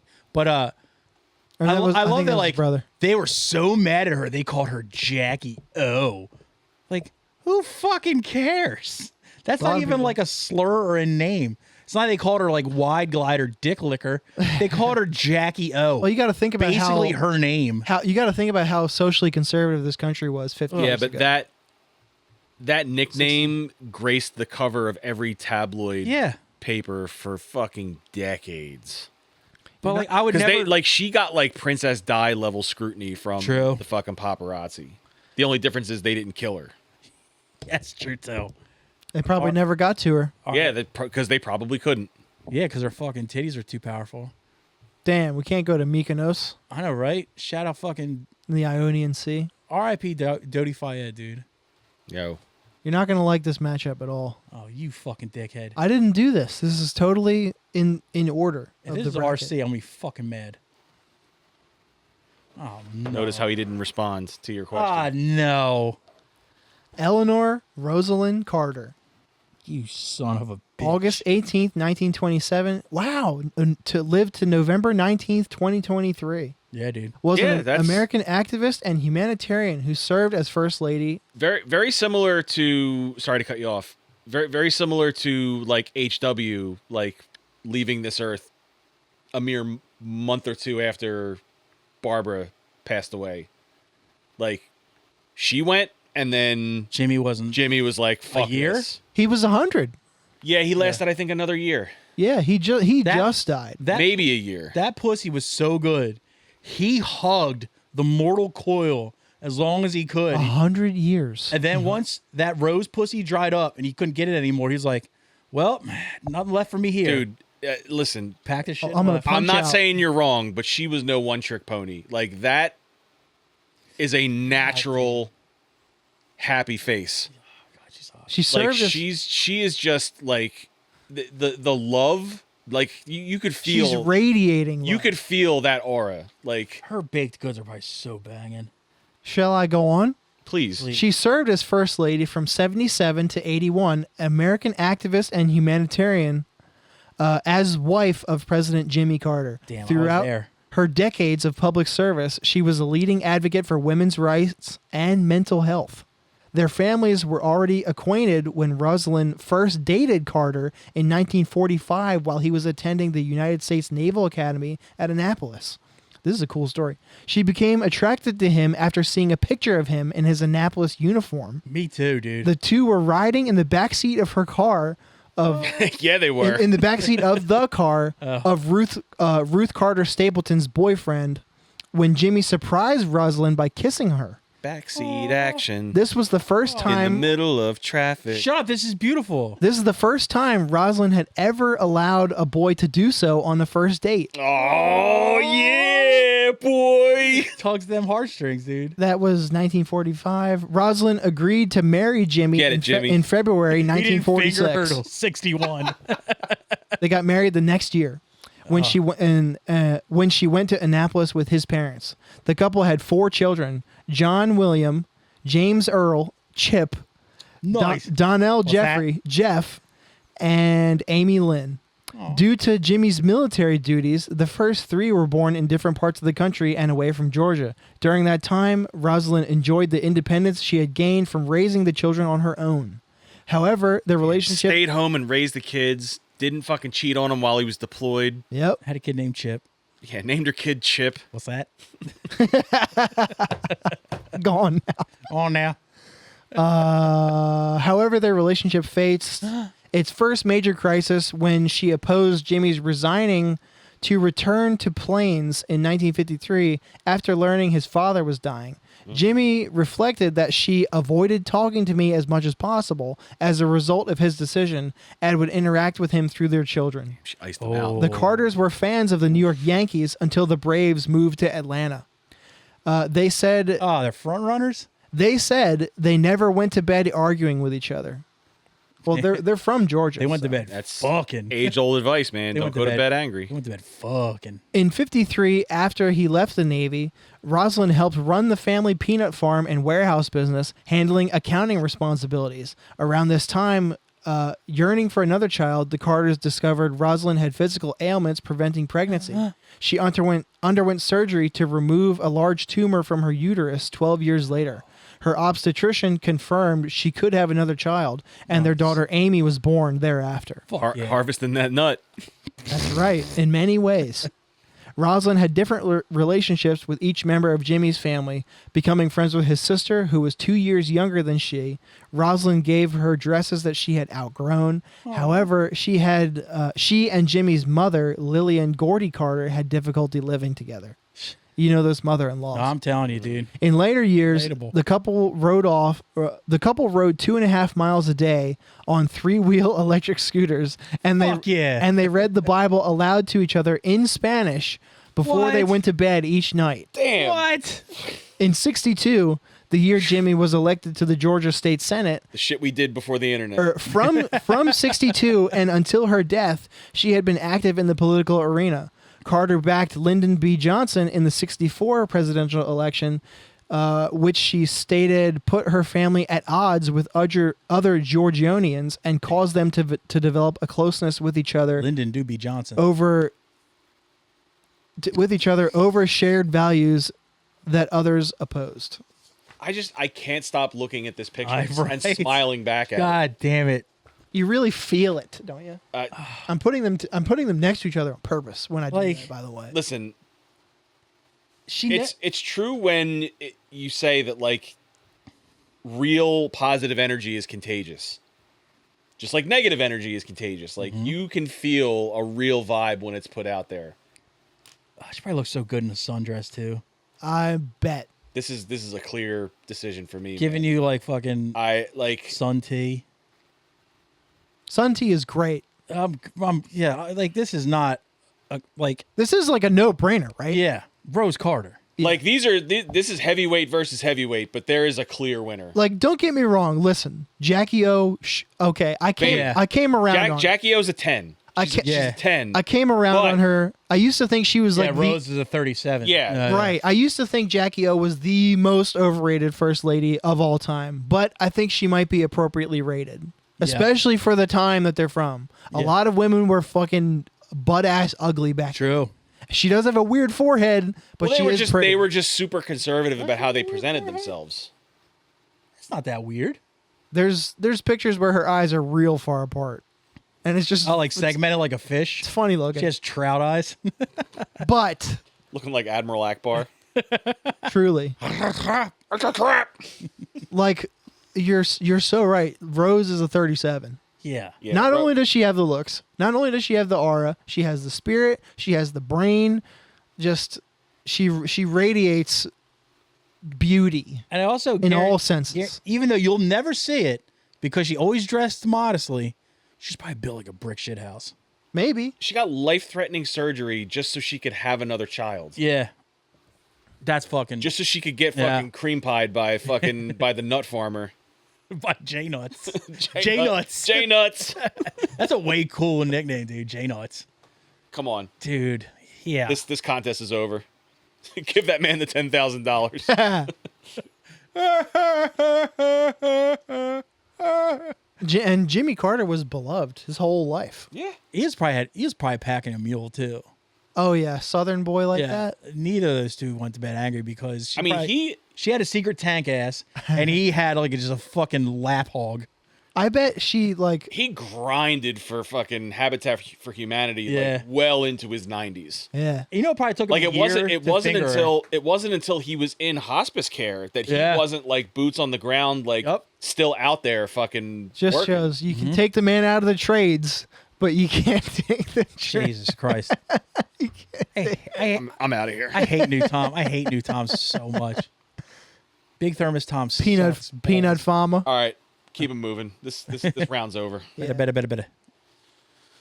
Oh, who's Sorry, Jackie. what's her damn name? Jackie, you fought a good fight, sweetheart. That's the you can't have more than one winner of a contest. I'm sorry. You can't. She fought a good fight though, man. Wait, did Michelle lose too? Yeah, Yeah. She fought a good Barely. fight too. barely. Maybe this one will be a little easier. Rose Carter. Nah, we got Margaret Taylor. Margaret Macall Taylor. It's a hard face. September Macall, 21st, 1788 to August 14th, 1852. Her opponent. What was the Who is the eagle in the Muppets? Sam Sam. the Blue Eagle. She's got Sam the eagle face. Just like, holy shit, I can't unsee it now. Fuck, don't even read anything. Her opponent wins. Well, I mean, she does have a pretty tough matchup, but I'll breeze through it. She married Zachary Carter in 1810, lived as an army wife, accompanying her. Zachary Carter? Yeah, Zachary Taylor. Oh, okay. You still got Rose Carter on the brain. She had 6 children, 2 of whom died in I childhood. can't stop thinking about Sam the eagle now. You can't even keep a kid alive? What a dud. Beat it, lady. Her husband was elected president of the United Another States. stillborn child. Damn. If her opponent doesn't look like Waldorf or Statler, she loses. Oh, fuck me, dude. The remaining 4 children were sent to boarding schools. Let's see. Oh, so she killed some to send the rest away? She's a shitty mother. After a period of brief, stable domestic life in the 1840s, her husband was elected president of the United States to her dismay in 1848. She was highly reclusive throughout her tenure as First Lady, ended abruptly in her husband's death in 1850. She lived in obscurity until her death 2 years later. The Taylors lived on the frontier. Let's see. While in the frontier, they had 6 children, 2 of which died. She was forced to raise them in the suboptimal conditions of military camps. When they came of school age, they were sent to the eastern United States with relatives. Margaret and Zachary wished to give their children educational opportunities. Taylor That's was the thing. That wasn't her like pawning off her kids. That was like the tradition if you had the means, and B, that's like go to the that was very telling of like high society. go to the East Coast and get mean. Yeah, go to an East Coast boarding school and Probably New England or something. Become a general. Yeah, honestly. I'm horrified to find out he's a nerd. Taylor was a devout, lifelong Episcopalian, and her faith gave her reassurance that while she endured the burdens of frontier life, She was still recruited by Jim Henson. Yep. Let's see. Hung out with a dude who threw fish at people.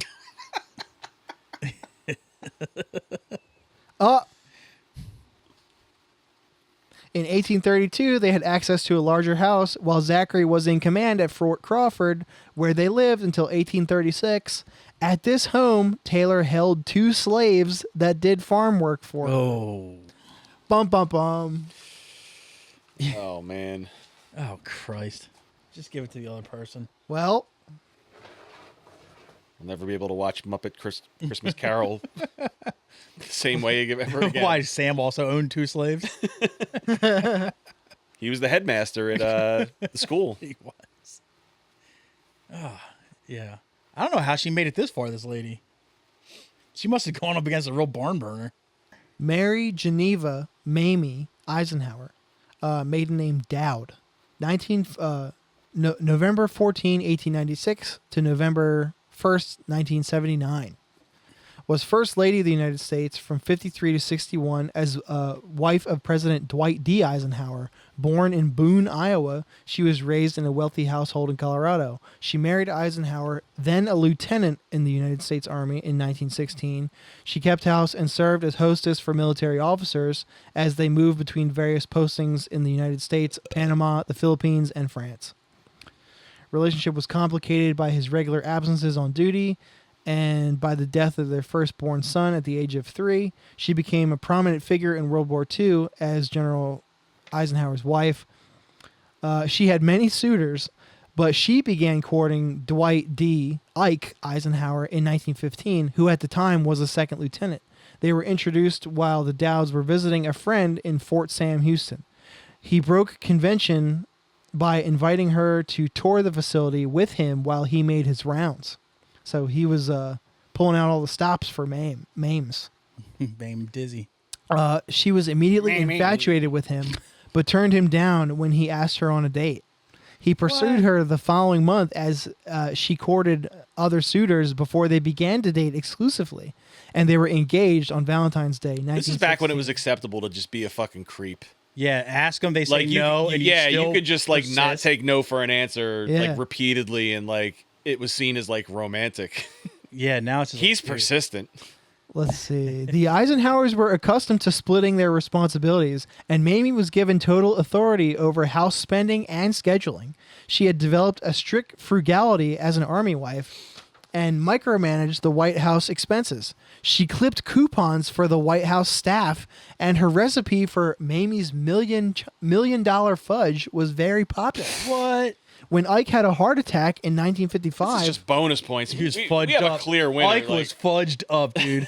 truly, Mamie helped him keep warm and get him medical attention. Afterwards, she regularly tended to him, limiting his work schedule, managing his diet, and taking his mail. She also had a room set aside upstairs in the White House where he could practice his painting in solitude. She gave him strong emotional support at a time where he lacked the energy or desire to carry out his responsibilities as president. Eisenhower was known for her sense of fashion, and many women adopted her style. The New York Dress Institute named her one of the 12 best-dressed women in the country every year that she was a first lady. Her style was known as the Mamie look.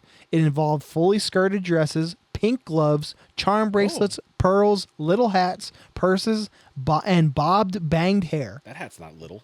Little hat. Well, it's We didn't see short. the hat she had on before. Well, that. yeah, I guess by those like for the times, not that tall. was a small hat. Well, before that, she had like a 10-gallon hat on. Her style was associated with Yosemite Sam. Yes. Her style was associated with Dior's post-war new look and included both high and low-end items. Her frugality affected her style, as she often sought out bargains and kept clothes long after buying them. Yo, she clipped That's coupons. just smart. You're setting me up with my own private art studio. Yeah. And you made me fudge. Yo. I wonder if that fucking recipe still exists. She ran away with this one. Yeah, I'm buying the ring fucking yesterday. Yeah, I mean, come on. Let's not be stupid here. But do you think, like, it's got to exist somewhere that you can find that recipe? Sure. Mamie's $1,000,000 fudge. What if it actually tastes like $1 million? Like, it just tasted like money? Like, if you put, like, a bill in your mouth? But it smell funny. Yeah. Damn, dude. Are you looking up the... Oh, I'm trying to. son of a bitch. Now, Son of a bitch. we got Laura Lane Welch Bush. Born November 4th, 1946. It's out there. Laura Bush is an American educator who was First Lady from 2001 to 2009 as wife of George W., the 43rd president, and was previously First Lady of Texas from 95 to 2000. Born in Midland, Texas, Bush graduated from Isn't that where Southern... Hank Hill's from? It's a Harlan. lot of people are from Midland that I found in here. Fair to Midland. That's a big like West Texas like football town. I took a job as a second You know, grade like one of those teacher. towns where like high school football is The bigger Friday than like Night the fucking Lights. NFL. The Friday Night Lights Yeah. now. Yeah. After attaining her master's degree in library science at the University of Texas, Austin, she was employed as a librarian. In 1963, when the future First Lady was 17, she ran a stop sign and struck another vehicle. The driver of that other car, a 17-year-old classmate Died. named Michael Douglas, was killed Oh shit! Oh, she got a body on her? at 17 as a minor. Damn. Nice. Her father was a house builder and later successful real estate developer, while her mother worked as the bookkeeper for her father's business. Bush became First Lady of Texas when her husband was elected governor and served as First Lady of that state from 95 to 2000. When asked about her interest in politics, she responded, "It doesn't drive me." Laura Bush's approval ratings have consistently ranked very high. You know what else doesn't drive? That guy who she killed, There you go. Michael Douglas. In January 2006, USA Today CBS Gallup poll recorded her approval rating at 82% and disapproval of 13%. That places Bush as one of the most popular first ladies. Formerly, White House Press Secretary Ari Fleischer said she is more popular and more welcome in many parts of the country than the president. In races where moderates are in the most trouble, Laura Bush is the one who can do the most good. Bush is a Republican and has identified herself with the GOP since her marriage. But when asked about abortion in 2000, Bush said she did not believe that Roe v. Wade should be overturned. She did not comment on whether women had the right to an abortion. She did say, however, that the country should do what we can to limit the number of abortions and try to reduce the number of abortions in a lot of ways. And that is by talking about responsibility with boys and girls, by teaching abstinence, having abstinence classes everywhere, blah, blah, blah, in churches, Sunday school. Bush responded to a question in 2006 interview concerning the federal marriage amendment by calling for elected leaders not to politicize same-sex marriage. I don't think it should be used as a campaign tool, obviously. It requires a lot of sensibility to just talk about the issue. A lot of sensitivity. On July 12, 2005, when in South Africa, Bush suggested that her husband replace retiring Supreme Court Justice Sandra Day O'Connor with another woman. So for a Repub, not that conserve. Yeah, she was just the right amount of conservative that wasn't fucking creepy. I mean, pro, she has a body on her. Pro, she's a librarian. Pro, she's hot. This is going to be a tough one. Unless you give us a real fucking dog face. Where is it? There she is. She is against Edith Kermit Roosevelt. Fuck yeah. Yeah. I knew those were coming when I wrote this fucking shit. Yeah, you doing The second Why wife. aren't there so many songs about rainbows? That's pretty. What's on the other side? That's like on key too. Thank you. Yes. I love that song. He's listened to it many times. You've been probably. practicing. The Rainbow Connection is one of the most fire songs in the existence of music. The Edith, Willie Nelson version is fucking fire. Oh, dude, it is. It's so good. she was the second wife of President Theodore Roosevelt and the first lady of the U.S. from 1901 to 09. There's a lot of second wives in this tourney. Well, dogs got to chase them, you know? That fucking people dropping dead. At like Yeah, it's not so much Yeah, like that's- products of divorce as it is like, oh, 40 she died at 37. 42 is like She old got as the, shit. she got Life the consumption. Yeah, exactly. Edith grew up alongside the Roosevelt family and married Theodore Roosevelt in 1886. They established a home in Sagamore Hill, where I think that's Long Island somewhere. That's a fun name. Where Sagamore. Edith had 5 children with Theodore, and they moved back and forth between New York and Washington, D.C. As Theodore's political career progressed over the following years. She became a public figure when her husband became a war hero in the Spanish-American War and was elected governor of New York. Edith's first child, Theodore III, was born September 3rd, 1887. She hired her own childhood nanny, Mary Ledwith, to care for the children. That's nice. Edith then underwent a period of postpartum depression, and she experienced a miscarriage the following year. Managing the family became a large another responsibility. miscarriage. In part because she considered her husband to be one of the children for his involvement with their troublemaking. And she frequently hosted their family friend, Cecil Spring Rice. In October 1888, Edith joined Theodore in traveling west for the campaign for Benjamin Harrison in that year's presidential election, finding the experience enjoyable. After Harrison's victory, he repaid Theodore with a position in the Civil Service Commission. Edith was pregnant again, and she stayed at Sagamore Hill while Theodore moved to D.C. His absences especially took a toll on her while she was pregnant, causing her further depression. Edith's second son, Kermit, was born October 10th, 1889. Here I am. She later joined him in D.C. What the fuck is so funny up there? I'm laughing because he's having such a great time with it. What? It's contagious. I'm just thinking, like, from now on, I'm only going to address news about miscarriages in the Sam the Eagle voice. It does kind of soften the blow. What a tragedy! It does kind of soften the blow. But he's telling Kermit. Kermit! Oh, no. Kermit, just give Miss Piggy a nudge down the stairs. Kermit. All your problems will go away. Oh, Kermit, you're making me fall. I told you I wanted 2 kids. You pig bitch. she knows kung fu though. I don't know. True. Yeah. She has historically whooped Kermit's ass. Yeah, it's true. She's very abusive. She struck me. I'm a battered husband. So who is this going to? Laura Bush. I Yeah. thought so. Bushmaster. Yeah, if I found out Laura Bush's middle name was Kermit too, I'd be like, That's crazy that her body started stacking up even back then when she True. was 17. Right. It's true. God knows how much shit she's privy to. Got a lot of blood on her hands. The Muppet talk. Having a today good is time So there? good, dude. I like it. I like it a lot.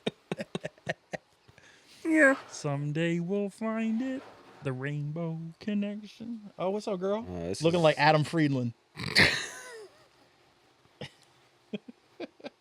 She's definitely not 100% white girl.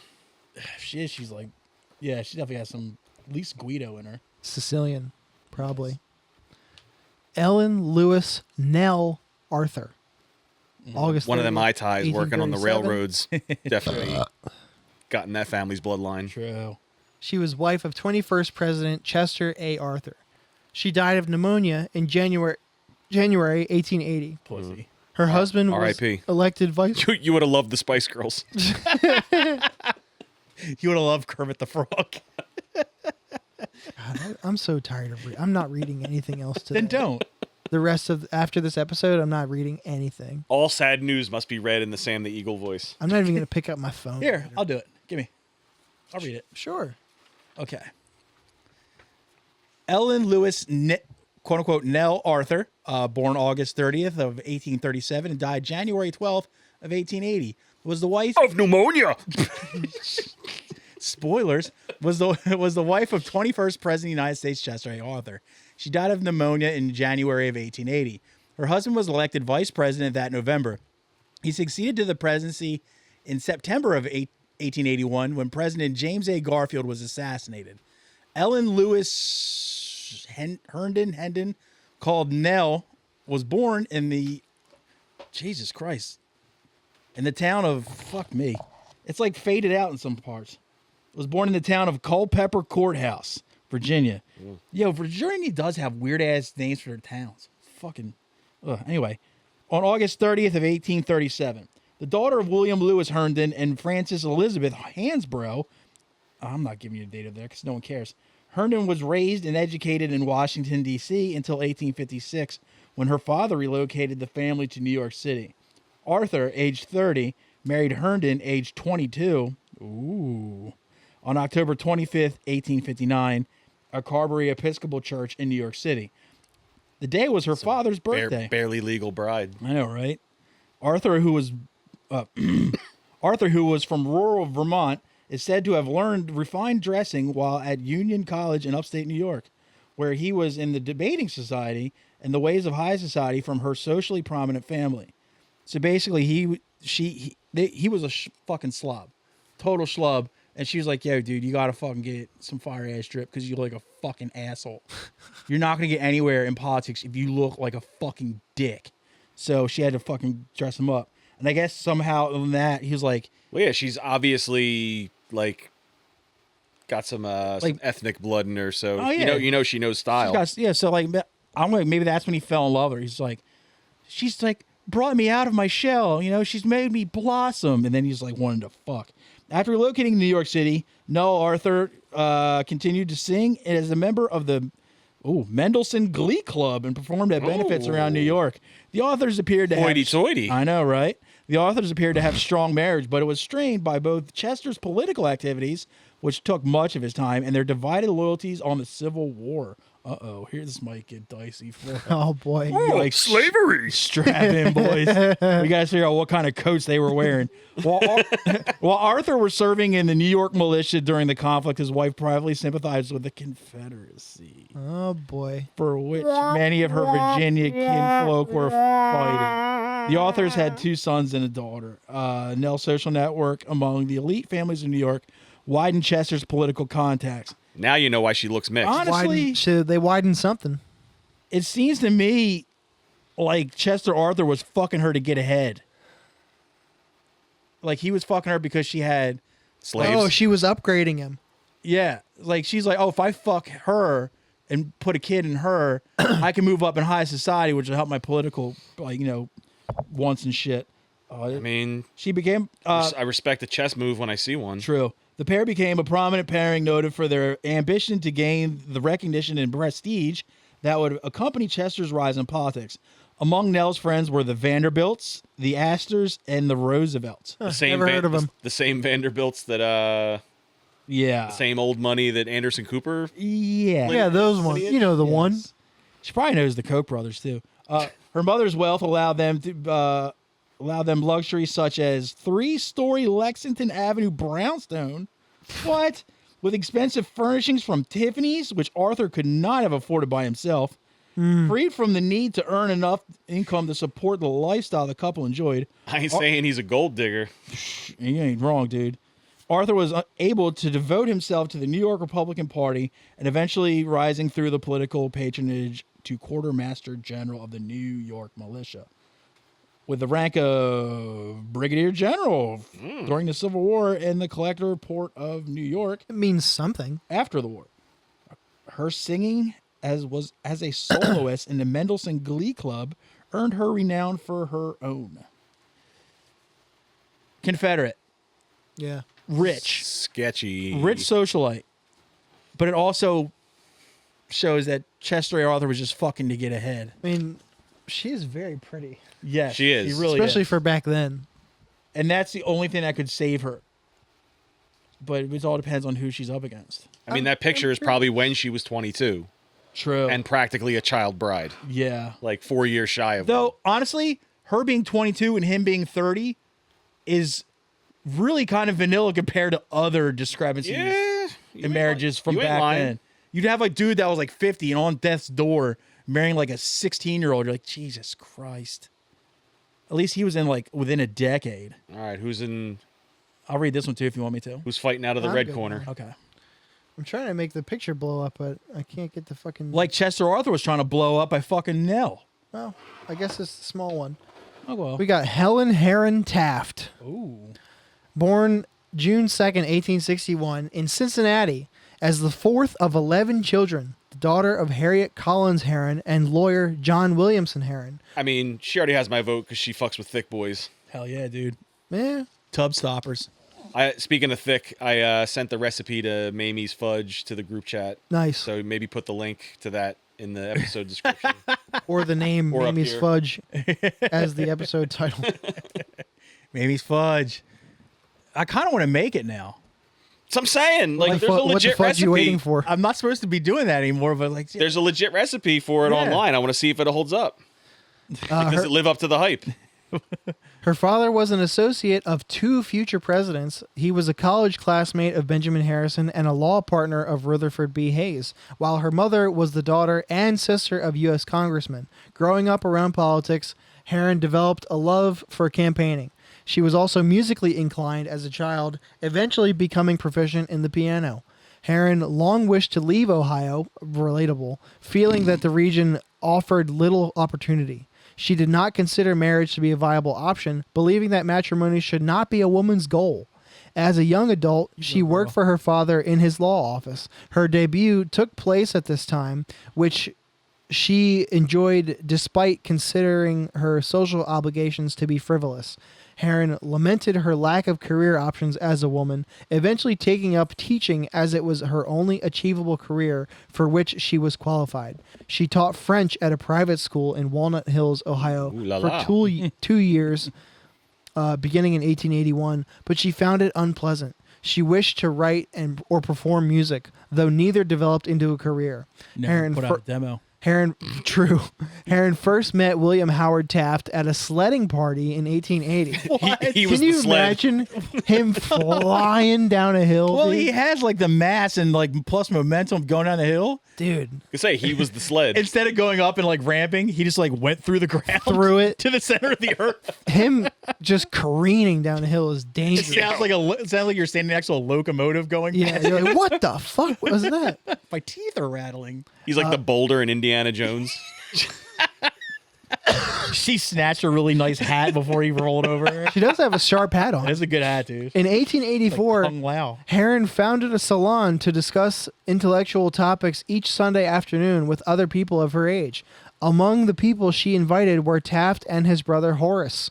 Taft courted Heron, Great name. accompanying Horace. her to dances and sending her letters and flowers. Self-doubt caused Heron to avoid commitment to Taft for fearing that he did not truly care for her or value her opinions. That was the fat kid in the Monster Squad. True. Horace. Taft proposed to her multiple times, and she eventually accepted in June 1885, though she asked that he keep the engagement secret. Taft considered it a personal victory when her husband was elected president in 1908. She And didn't want anybody knowing she was hooking up with a land shark. yeah, for about 20 years, no big Like, you're deal. shacked up with Or that blob? 15, as she had guided him toward the office. She had eagerly planned for the upcoming inauguration and her first term as First Lady, including how she would manage the White House. She also had her inaugural dress sent to her, or sent to the Philippines so that it could be embroidered there. They had a big, Tight. they had a big connection with the Philippines that I didn't want to include because it was huge, but Is anything sketchy? no, Okay. they were just over there a lot for like political stuff. Running drugs for Chapo. President Roosevelt was unavailable on the day of President Taft's inauguration, disputed amongst discussed. He wasn't So- actually that fat. It was just all the drugs he was smuggling under his suit. So Taft Taped up bags. determined that she would ride to the White House with her husband in Roosevelt's place, becoming the first presidential wife to do so. She probably was like, yo, I'm Roosevelt today. What do you got to say? Yeah. Dick on the Respectable. table. Dick with this slap. I gotta go Helen, dude. Both very assertive, Yes. both very attractive for their Yes. time. Look, Helen's more progressive, which She's a I'll, better wife, which I'll too. always lean towards, and a better wife. looks wise, Nell's got it. Yeah. But in every other fucking category, hell dog. Yeah, I agree. And not like a superficial Yeah. like brand whore. Like she's not buying up fucking Tiffany and Co. furniture. Oh, yeah. Wasting our taxpayer dollars on Tiffany furniture in the fucking Yeah, house. kiss my whole ass Fuck with out that of that shit. shit. Fuck you and the Vanderbilts. Yeah, and she came from the slums, And she has Kung Lao's hat on. Ohio. It's true. I'm going Helen, dude. Yeah. Same, Ellen. unanimous. LRL. Last matchup of the day. You should have known it would have come to this eventually. Is this the last matchup total or? Huh? For today, Oh, then we go down to the the it's Elite Eight. Jesus Christ, that's gonna that's gonna suck. That might cause a fist fight. The final 8. Dolly Todd Madison. May 20th, 1768 to July 12th, 1849, was the wife of James Madison, 4th president of the U.S. from 1809 to 17. Oh, doll. She was noted for holding Washington social functions in which she invited members of both political parties, essentially spearheading the concept of bipartisan Fence walking. cooperation. I was gonna say she was reaching across the aisle, but I guess you Bipartisan. can say she was a fence walker too. Previously, founders such as Thomas Jefferson would only meet with members of one party at a time, and politics could often be a violent affair resulting in physical altercations and even duels. Really? Madison helped to I recreate. never. Madison helped to create the idea that members of each party could amicably socialize, network, and negotiate with each other without violence. By innovating political institution This was a long time ago. Right? as the wife of James Madison, Dolly Madison did much to define the role of the president's spouse, known only much later by the title First Lady, a function she had sometimes performed earlier for the widowed Thomas Jefferson. Madison also helped to furnish the newly constructed White House when the British set fire to it in 1814. She was credited with saving Gilbert Stuart's 1796 portrait of George Washington. She directed her personal slave, Paul, to save it. In widowhood... So she didn't save shit. Right. She just told a slave Paul to do did. it. Yeah, fuck out of here. Dolly. Yeah, Dolly. Let's see.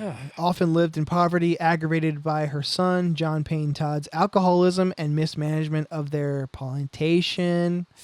To relieve her debts, she sold the plantation, its remaining enslaved people, and Lordy. her late husband's papers. In February 28th, 1844, Madison was with President John Tyler while aboard the USS Princeton when a Peacemaker cannon exploded in the process of being fired. While Secretaries of State and Any casualties? Navy Abel P. Upsure and Thomas Walker Gilmer, Tyler's future father-in-law, David Gardinier, and 3 others were killed. Tyler and Madison escaped unharmed. What's happening? Mike, stop Oh. it. Stop it. That's my last one. I promise. Is it though?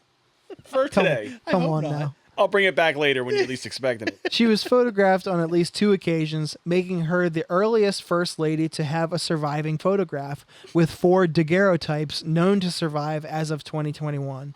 3 photographs were taken on July 4th, 1848, including one featuring her niece, Anna Payne, and the final one was taken in 1849, featuring President James Polk, his wife, Sarah Polk. Now, Dolly was an early favorite for you because of the yams. Yeah. Yeah, But but also, when the we beat- started looking the at sweater puppies. when we all started looking at other pictures, it was like, Yeah. And she's got tough competition now. uh-oh. Should have seen this coming. Where'd it go? There it is. it's this big bar. Oh, yeah. Well, I know my answer. Yeah, come Yeah, on. I think we both do, but I want to read about her background. Yeah. Barbara Bush, June 8th, 1925 B. to Bush. April 7th, Babs, April 17th, 2018, was First Lady from 1989 to 93 as wife of 41st President George H.W. Let's see. What a fucking handsome guy he was. He was. Right? He was good looking back then.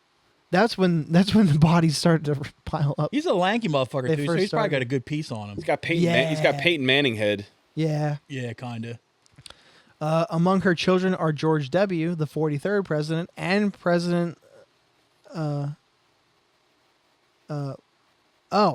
She and Abigail Adams are the only 2 women to be the wife of one U.S. president and mother of another. At the time she became First Lady, she was the second oldest woman to hold her recognized, she was second oldest woman to hold the position, behind only Anna Harrison, who never lived in the Capitol. Bush was generally popular as First Lady, recognized for her apolitical and grandmotherly image. The Bushes moved to Texas in 1948 when George... What?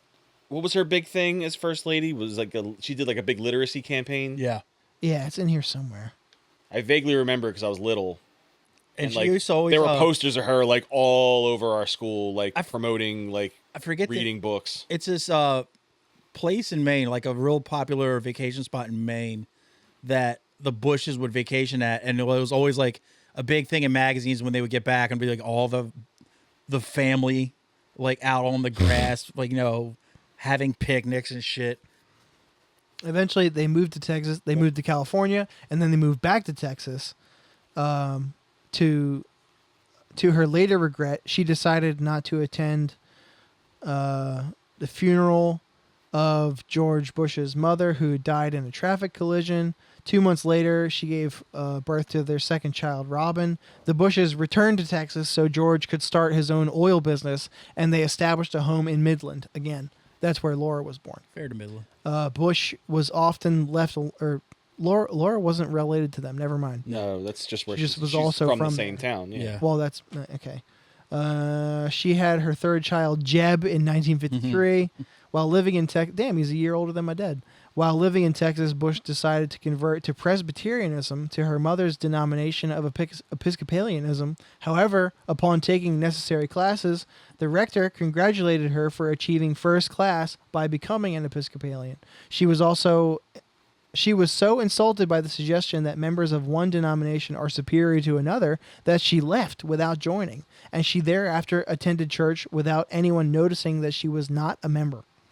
Bush accompanied her husband as he traveled to each precinct of the country. She grew to like campaigning as it provided a change of pace and gave her an opportunity to spend more time with him. Road dog. Right. Right. Though Stand by your man. found the downtime boring and took up needlepoint to occupy herself. Fuck yeah. George ran for the U.S. Senate in 1970 and was again unsuccessful. As with the previous Senate race, Barbara took an emotional toll from her husband's electoral defeat. She also decided to stop dyeing her hair after her dye ran during a campaign trip, instead maintaining the white hair that would become a recognizable part of her public image. Own that shit. She You kind of owned have that to shit. after you have like the running dye look. Unlike Giuliani, Yeah. Yeah. Dripping down his forehead. fucking straight up like porno mascara tears running down the side of his head. She loved the White House, admiring historical Rudy met the significance hookup hot shot. of each room. She also liked that her husband worked in the same building that they lived in, given the problems of previous years when he was often away for long periods of time. Her day-to-day activities often included charity work, meetings, or interviews until 6 p.m., at which point Bush's would host company and Barbara would give tours of the White House.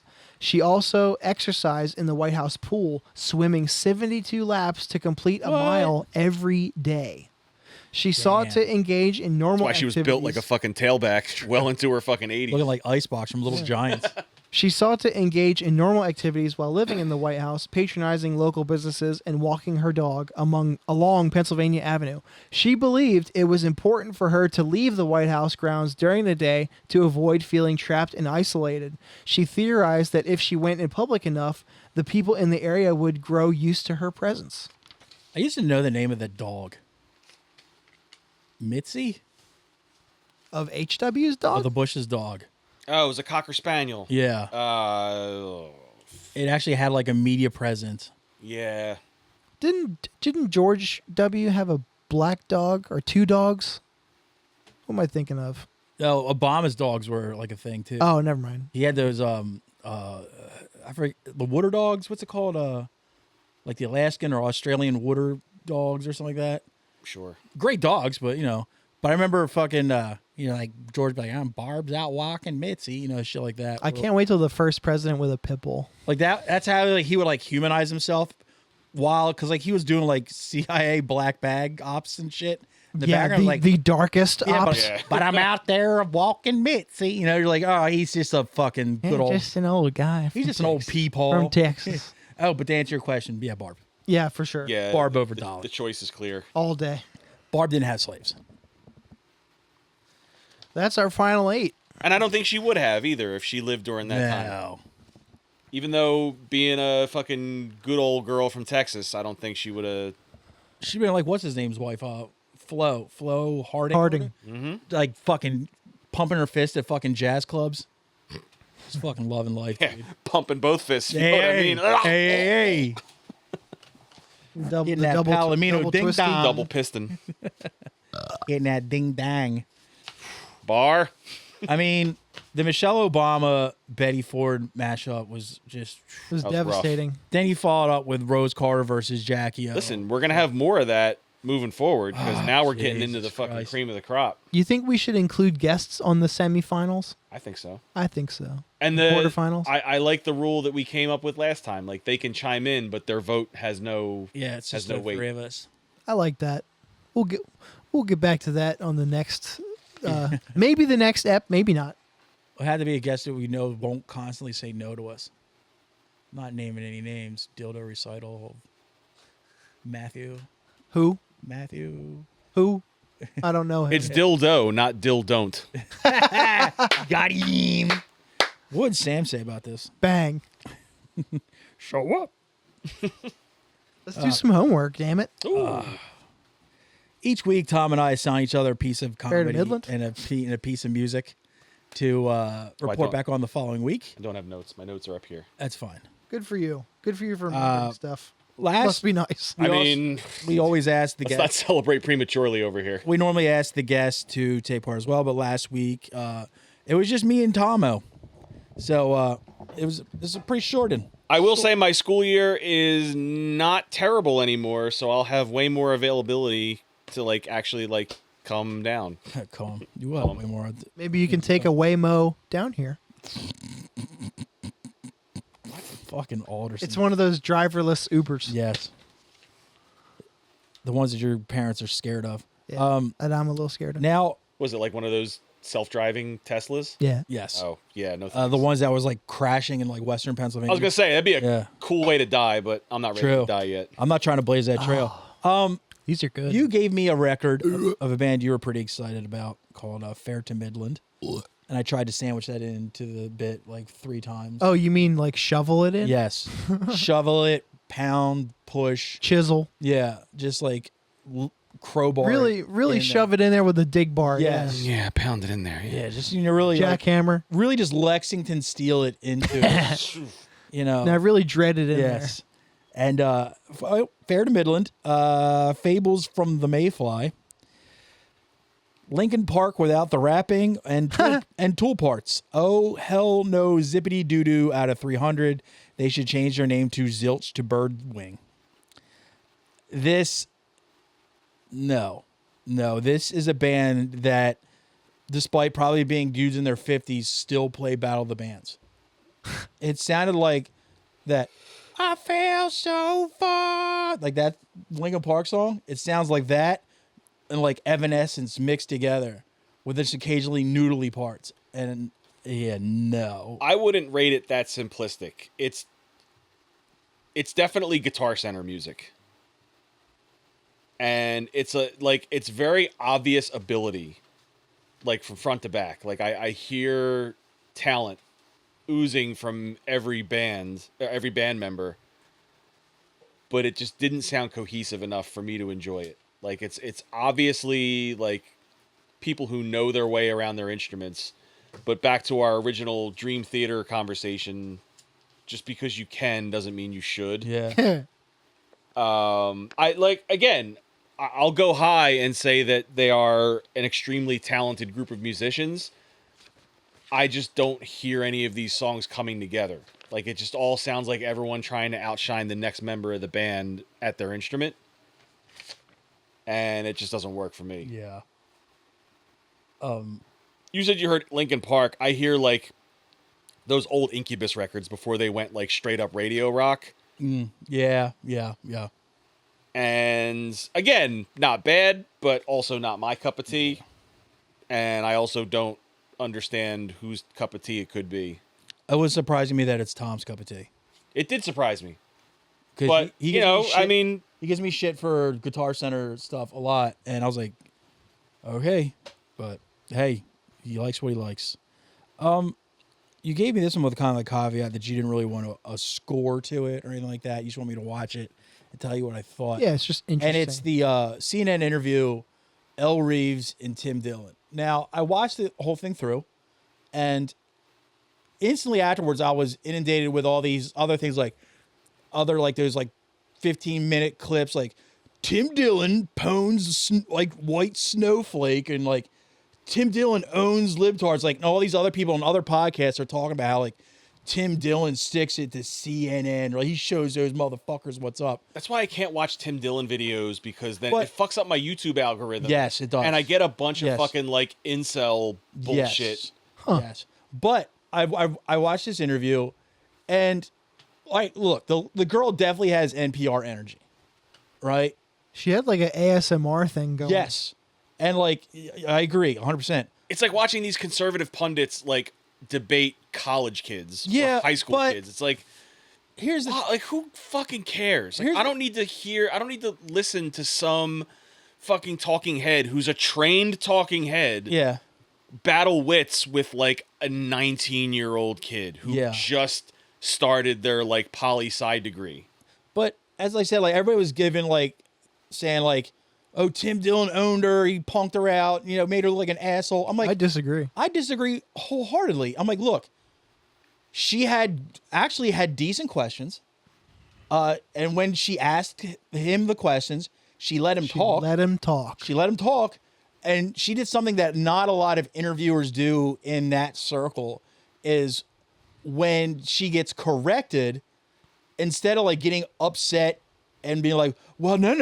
Like, she's like, oh, well, I didn't see it like that. Oh, okay. I didn't know that. Like when the talk about specifically the talk about right-wing comics versus she was like, left-wing comics are nowhere, and Tim was like, what do you mean? Like, yeah, like 5 of the biggest ones are left. She as was fuck. like Trevor Noah, Chelsea Handler, and she was like, oh yeah, I guess I didn't think about that. So which is like, okay, so she's open to what he has to say. She's not just waiting for her chance to quote unquote get him. I also love that his opinion of the establishment the establishment is being challenged by like podcasts, and he was like, I don't think that billions of dollars is going to beat out what Theo Vaughn thinks. Legacy media and like the longest running newspapers and things in the world are going to beat Theo Vaughn and Joe Rogan. Yeah. Like, I just don't see it. I disagree with that. But because I think the influence that those podcasts have over young voters, but only young voters, means more than like billions of dollars in like super PAC money. Well, it's almost like they haven't been applying. But also, it right. you got to figure. Well, that's another. That's the whole other part of it. Here's the thing. Like Theo Vaughn, Joe Rogan, that's gonna get your younger votes, right? The older people it's gonna get a chunk of your middle-aged votes too, man. But there's a lot of people in our age bracket that are pretty fucking stupid, but and influenceable. Let me get this. I have a lot of their phone numbers. I think the younger votes are way less likely to actually vote as opposed to the older generation. It's a great point. But anyway, I don't know about that this time around. But it's neither here nor there. We'll I see. thought like she was receptive to his answers. She didn't like. She was willing to admit like, hey, maybe I was wrong about that.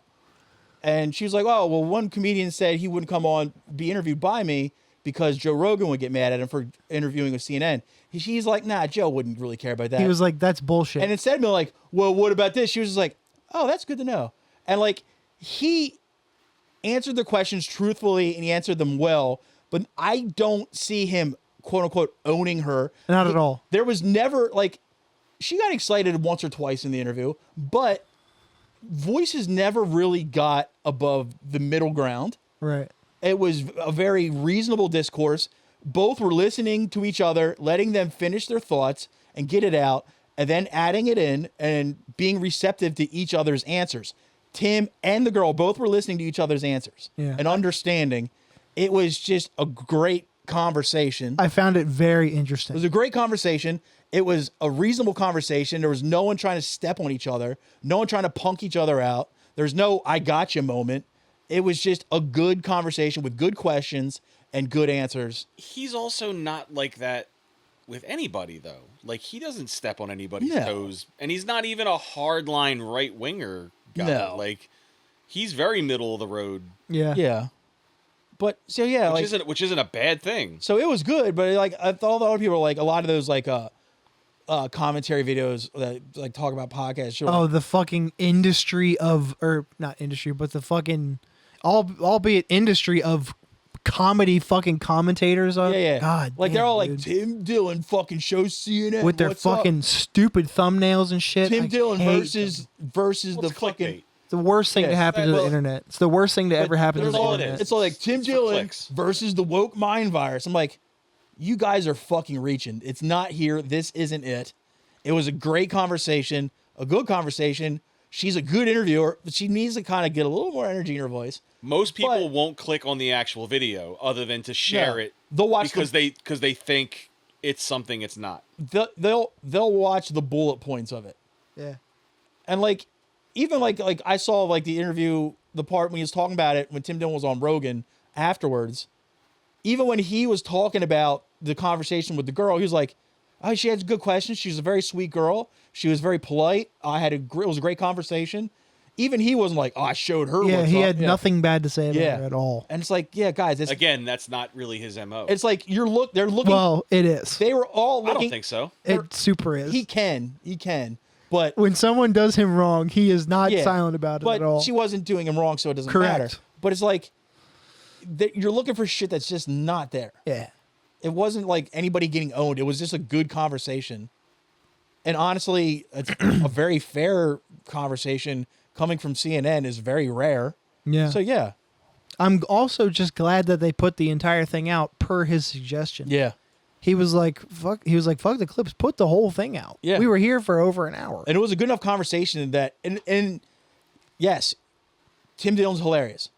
There's no humor in this conversation whatsoever. So, and even that, it kept my interest the entire time. Yeah, same. So That's why I brought it in the first place. I thought it was a great conversation and very interesting. Yeah. But just like the other people took from it is just They're taking fucking- what they want from it, not Yeah. what they gave like, us. did you watch Or the not entire what thing? They always gave do. them. Yeah, it's fucking ridiculous. Like, Clickbait shit is the worst thing to ever happen to culture. she's not, and like, none of the points she was bringing up or asking about were quote unquote woke in any way whatsoever. Nah, I not also really. just noticed I say quote unquote a lot. Oh well. But yeah, I thought it was a good interview, good conversation. She was great, he was great, everything was fine. Yeah.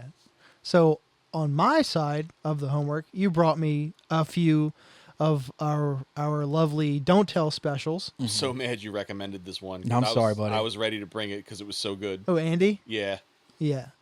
And a great, I guess that's a single or an EP or whatever for music, but this will be quick because this is all very good. I'll start with the king of one-liners himself, Mr. Andy Huggins, graced us with his presence yet again. People step aside for thin bones. I didn't know what lactation meant when I went in the first time. I'm going to Amsterdam to do some shows. I'm told they have a lot of drugs, which I don't do, and a lot of sex workers. Yeah, it just stopped. The Twitter joke was perfect. Yeah. You can And- follow me on social media at the Corkboard on At Kroger's, Kroger. or on my chart. And my chart fucking rocked. Y'all hear that toot? And then he restarted the joke because he fucking farted. So funny. Barton loves Judge Judy. Thinks she's hot. After every ruling, he yells, "Erection sustained." And he has so many haters. He's always talking about the haters. That's one of the funniest things I ever listening to an octogenarian talk about having haters is The so haters. fucking I gave funny. it a fucking 15 out of 10. Yeah. He's perfect. He's unbelievable, dude. This isn't homework, but I did find Andy Huggins' early bird special. It's 1 hour of Andy Huggins, and it's Wow. on Sold. YouTube. Sold. So everybody listening should go check this dude out. Holy shit! Early bird, huh? Early bird special. Oh, I see. Yeah. That's a It's a old good people old thing. guy play. Dude, his one from his previous Don't Tell, when he's just like, yeah, I was falling down a lot, so I had to get a helmet. But I didn't want to look ridiculous, so I also got a skateboard. That is so fucking Unbelievable. so fucking good. I love that guy. Proceed. Well, I'll start with a shorter review. Jamie Wolf. I wrote down sexting, and you have to be like same. And he's like, I want It's to. 1 p.m. and I'm on a bus Yes. next to a priest. He's like, I want chefs who've cooked hundreds of meals across many ethnic groups. Yes. I thought that was a great line. Yeah. I gave it a 6. Sometimes I watch the it's good. cooking channel. It was good. Yeah. And then Mike Rowland. So he's in that animal control show Yeah. with Joel McHale. Oh, I didn't realize he was a stand-up until I watched the video. he's legit. great. He's been doing legit. stand up for a while, but he doesn't do it as much because he does that. And he's show. great in that show. That show's funny. Yeah. And that chick from New Zealand in it is hot. Back to my original point about women About from New Zealand. Kiwis. You love it. Hell New yeah, Zealand? dude. Fucking Lord of the Rings and shit. Mark- That accent, Mike's man, got a fucking fucking fetish, dude. bricks me up. Mike Rowland, Don't Tell. half the dudes who voted for Trump would be like, "Oh, I'll eat his ass right now." The joke about eating people's leftovers was great. I definitely people watch the way he does, where he's like, "Look at this fucking idiot," and then they come up and say one nice thing to you, and you're like, "I would die for you." Or they compliment you. They compliment you. Do you maybe want to throw a compliment back my way? Fucking got me good. Ever pee so clear in the toilet that you're like, I don't need to flush that? Yes. That was me all day today, man. Yes. Every night when I piss in the middle of the night. Yeah. Oh, When I get him from work, that's so yeah. It's just like. Psh. I gave him a solid 8. That was so good. That's great. Yeah. These were an awesome round. Yeah. Of Don't Tells. And musically, you gave me a band called Controlled Existence. Out of Control. Yeah, boy. Let's see. I've heard 10 seconds of this before giving it a 9. Let's see if this holds up. Any fast release that puts the entire A side and entire B side into one track rules in my book. Mm-hmm. You know how I know a song will be good? It tells me so by doing the 1, 2, 3, 4 on the snare drum into a blast beat. No notes at all. Yeah, I was driving to my dad's house and I let this play 3 times in a row by accident on repeat. I gave it a solid 9. It stayed there. It was great. Yeah, I repeat. Yeah, boy. Shit, buddy. Shit. I'm telling you, Church. You got to start following those music channels on YouTube. You'll find some really cool shit. For sure. What do we got this week, guys? 1 each from everybody? Or two, what? No, No, 1 or just 2. standard 2, right? Yeah, it's just Mark next week, so yeah. I have 2 records, but one of them's pretty short. And Whatever. the other one's a lot longer. He's got I got to work overnight tonight, so I got time. Okay. All right, so Dennis, I'm going to see if you can put your money where your mouth is, where you say you like blackened things, Ooh. but not necessarily black metal. I had a blackened chicken salad the other day. It was fucking delicious. I would love some sounds blackened great. seasoning right now. On so some good, chicken. right? Well, It if you is want some so good. if you want some blackened death metal, I got Okay. you the new Ossuary record. Yo, is that about birds or something? Sure. Ask Evan Williams how he feels about that band. Uh-oh. Are they sketchy? No. All right. What's it called? Abhorrent Worship. Okay. It's the new record. Is that 2 B's? No. 2 2 R's. R's. Oh, that's what it is. Yeah, that fucks me up a lot too. I don't know much Abhorrent about this Worship? band. Yeah. He's mad at them because there was also a death metal band from PA called Ossuary that I think wrapped up in like late 90s, early aughts. For Right. God's sake, And man. for some reason, I guess he can't get over You it. know what, man? I'm done Yeah. giving a fuck about people And band names. who name their band something. Oh, there was one of them from Sweden in 1989. They have one Fucking 7-inch, yeah. Like, eat a dick, Yeah. dude. Band names are hard, all right? yes, it's Yeah. very true. Good band names are hard. Yes. No. I got another record that I think you'll like. This is a one-person band that it's like marketed as like this like bedroom project style band. Every time I think of it, I think of the dudes with, like the cymbals between their knees. Yeah, The 1 foot like on the bass groundskeeper drum. Willie playing the. Yes. No, like this sounds like a full band, and the fact that it's like this 22-year-old like young girl from Thailand doing everything. Quote unquote girl. No, it's. I did my research. She's definitely a real girl. Aw, boo. Yeah, sorry, that loses points. My girl. My girl. My girl. And it's like half the Rentals, half Cranberries, like, Ooh. and it's like the recording sounds fucking phenomenal. Yeah. I'm listening. His band's called Adam and His Package. No, Okay. sorry. Sorry. Her name's Wadfah, Fuck. What? Wadfah. I think that's how you pronounce it. Wi-Fi. Wi-Fi, like Wi-Fi. It sounds like a retarded person saying Wi-Fi, yeah.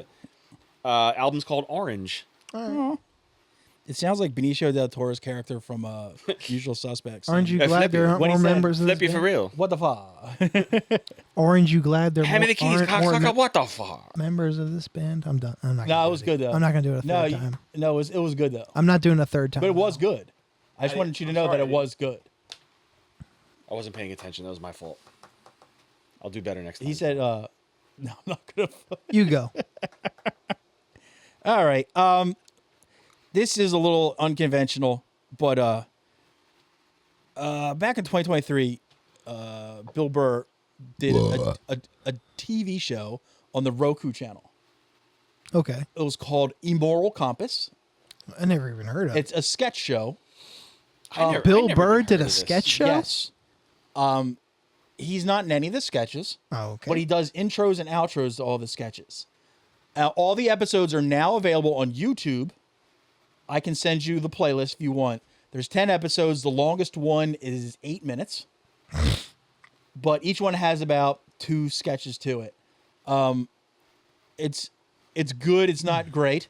But the reason I bring it up is because Tom Segura just dropped a sketch show on Netflix. He sure did. Was it Dark Thoughts or something? Something Yeah, like that. Bad Thoughts. Bad like that. Thoughts. Something, yeah. And a shitload of people are saying that he pretty much just ripped off Burr's idea. Oh. But this is finally available because no one uses the Roku channel.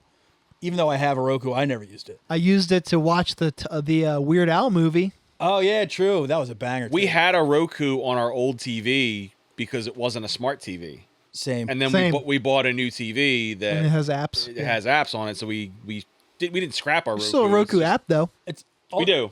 What also weird is that Bill Burr does the intros and outros to the bits, but for some reason he's playing a character and he grew his hair out, and it is very unsettling. Ugh. Yeah, but yeah, it's Bill Burr's Immoral Compass. There's 10 episodes. Like I said, the longest one is 8 minutes, so you can just over the course of like 10 dumps, you can finish it. Well, I can, sounds like a shit, I can do challenge. that in 2 days. Yeah, and no turds will actually come out. It'll No, just kombucha. But that's all I got for you. Oh no. Okay, gotcha. Because I figured, it's less than an hour's worth of shit, so you'll be fine. Okay. All right. Well, I mean, I can get you something, but for you guys, I got a couple give me things. 1 second. I gotta pull my thing back up again. Pause. Go ahead. For comedy, I have a stand-up special by friend of Karen Feehan, Myka Fox. Oh, she's hot. It is called "Doing Coke with My Dad." Nice. Nice. Where's it at? Is this another Don't YouTube. Tell? No, it's a. Why do I feel like I saw her name in the... She has a good. She don't, has a Okay. don't she has a tell, good don't tell. and if you watch Karen Feehan's special on OnlyFans, she was in the intro of that. She was on a couple episodes of Roundtable back in the day. Always been She funny. was on YKWd a lot too. Yeah, I like. Wait, do you have like a way that I can watch Feehan special from OnlyFans? Anybody can. You don't even need a membership. Oh, you don't need a membership? You just need to follow the link. Oh, nice, dude. Because I want to see it, but I don't want to fucking sign up for Netflix. I watched it and I thought you needed an OnlyFans account to Not for subscribe to I don't other- have an OnlyFans even account. free OnlyFans accounts. You have. I to, watched the roast on there, and I think one of Whitney's Cummings' specials Mouthy. that you gave me for homework. I watched on there. you don't need a membership to watch OFTV. Okay. That's what it's on. Because I wanted to see a Feehan special. And That's a great title, though. Doing Coke with My Dad. yeah. And music, I'm going to give you a record that I just listened to earlier today. 10 out of, speaking of black and shit, I think they might be the hardest band I've ever seen live, and that is Nile. Nice. The record is They Whom the Gods Detest. Nice. I was listening to that shit while power washing today, and I was just like, fuck yeah, Nile George rips, dude. Calais. Talk about a band that's released 0 clunkers. Absolutely, they have. It's Nah. funny because there are people that are like, "Ooh, he's better with this." Like, Nah. nah. You're wrong. They're all bangers. They're all good. I mean, They're they slight- have records have that errors. are better than others, but they don't have any Yeah. bad ones. None of it dips below like an 8 Yeah. out of Correct. 10. And I saw on an upcoming homework assignment, I saw them direct support for them crushed. That was like 13 years ago. I saw them last year at Soundstage, still crush. Just they're the hardest band I've ever seen. I talked about it ad nauseum. One of the best drumming performances I ever saw was their old drummer when they played Girls Inc. in Delaware. And it was just like fucking mind blowing. If it ain't broke, man, Yeah. Their drummer George Calais. you want longevity. I think George Calais might be the best metal drummer who's ever lived. I also love, like, remember when they had, I don't know if they still do it, but they had a run where they had, like, because they knew they do, like, the ancient Egyptian imagery and all that shit. They had Which those, is sick. remember they had those, They had those Keep going. those weird shaped guitars. The one guy did. The blonde guy had one. Yeah. Kind of like I want to say Carl. kind of like Prince guitars. Yeah, kind But of. like more Egyptian. What was it, like an theme. ankh or something? Yeah, one was. Yeah, and I was just like, dude, Sick. I was like, way to triple down, dude. Like he's about it, dude. He's not fucking shirking at the. Keep going. No, I you like guys keep going. Dude, It's all background. Was it like the second song on Amongst the Catacombs where it has like that fucking high pitched war cry, Yes. like right before? Like you're like, what? Yo, Then 17 it's like, yeah. 17-year-old Mike was like, yo, Damn, you could do that. I thought Nile was in the room. And then when it kicks in, you're just like, Yeah, you're like- fucking punching holes in your wall. you start like walking around like this, just like, Straight up. dude. right? That's like when was it Evan who brought us the Son Potley record? Or was it Brent or somebody? That was John Jones. Oh yeah. Yeah.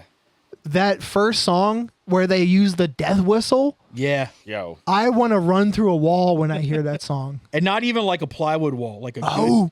good dense wall. Fuck, dude. You want to behead something and fucking I throw wanna their head eat down its heart. throw their head down the steps of a fucking pyramid. Yeah. You and I were just talking about that. That's a callback to our car ride. Yeah. Well, How's that go again? Do some virgin sacrifice. How's that part go? which one? The one that you were just doing earlier. Oh, the one that was like, Hit it. it was like, oh, throat- well, that's not throat singing? something like that. Fuck yeah, dude. Dude, throat singing is Now, cool what if too. I would do like Kermit the Frog's Rainbow Connection and you do that behind it? You want to try it? Sure. Ready? 2, One. 1. Fuck. Why'd you have a weird count? One day we'll find it. The rainbow connection. This took a The turn. lovers and dreamers and me. I can't. Is this payback for my Sam the Eagle No. overusage? No. You'll never be payback for that. That shit was great. That was almost the episode title. that was better than Rose Carter almost. Almost. Yeah. As if. Key word almost. Shout out You RC. watch your filthy mouth. Damn, what if RC Cola fucking named it after her? I would. Wouldn't you? Yeah. They had to lie all those years. It stands for Royal Crown. And the secret they had like in their lockers at the plant is just Rose Carter pictures. Her in a sundress with like a whole tray of suntan. They A made whole one- tray of Mammy's fudge. You know what? Rose Carter probably had the recipe for Mammy's Fudge and knew how to make it. they- Like, do you want to know all the Area 51 secrets, or do you want the I want Rose's recipe for the nudes. fudge? How funny would it be? No, how funny would it be if it's like all the Area 51 like aliens exist? We'll give you this stuff. folder, or we'll But give no, you but this here- recipe But folder. here's this like this whole page is like, we killed this person. The CIA killed these people. Aliens do exist. This is where Fort Knox's gold really is. But on the back is Mamie. Yeah. On the back it just says Mamie's Mamie's delicious fudge. Mamie's $1 million fudge. Yes. Like what's this like? Oh my god, I don't know if I can handle this because famously, there was a rumor that they took Jimmy Carter into a room, told him all the Area 51 shit, and he just came out and was just like fucking bothered by it. But how funny it would be was like, well, wait, what's that on the back of the page? This sounds delicious. I'm changing this to Rose. Get her maybe some fudge. So I can we forget close with the fudge recipe to like bring your spirits back up. Yes. It's a palate cleanser Yeah. from all the horrors and atrocities the American government's committed. Here's delicious fudge. Nancy, I need the fudge.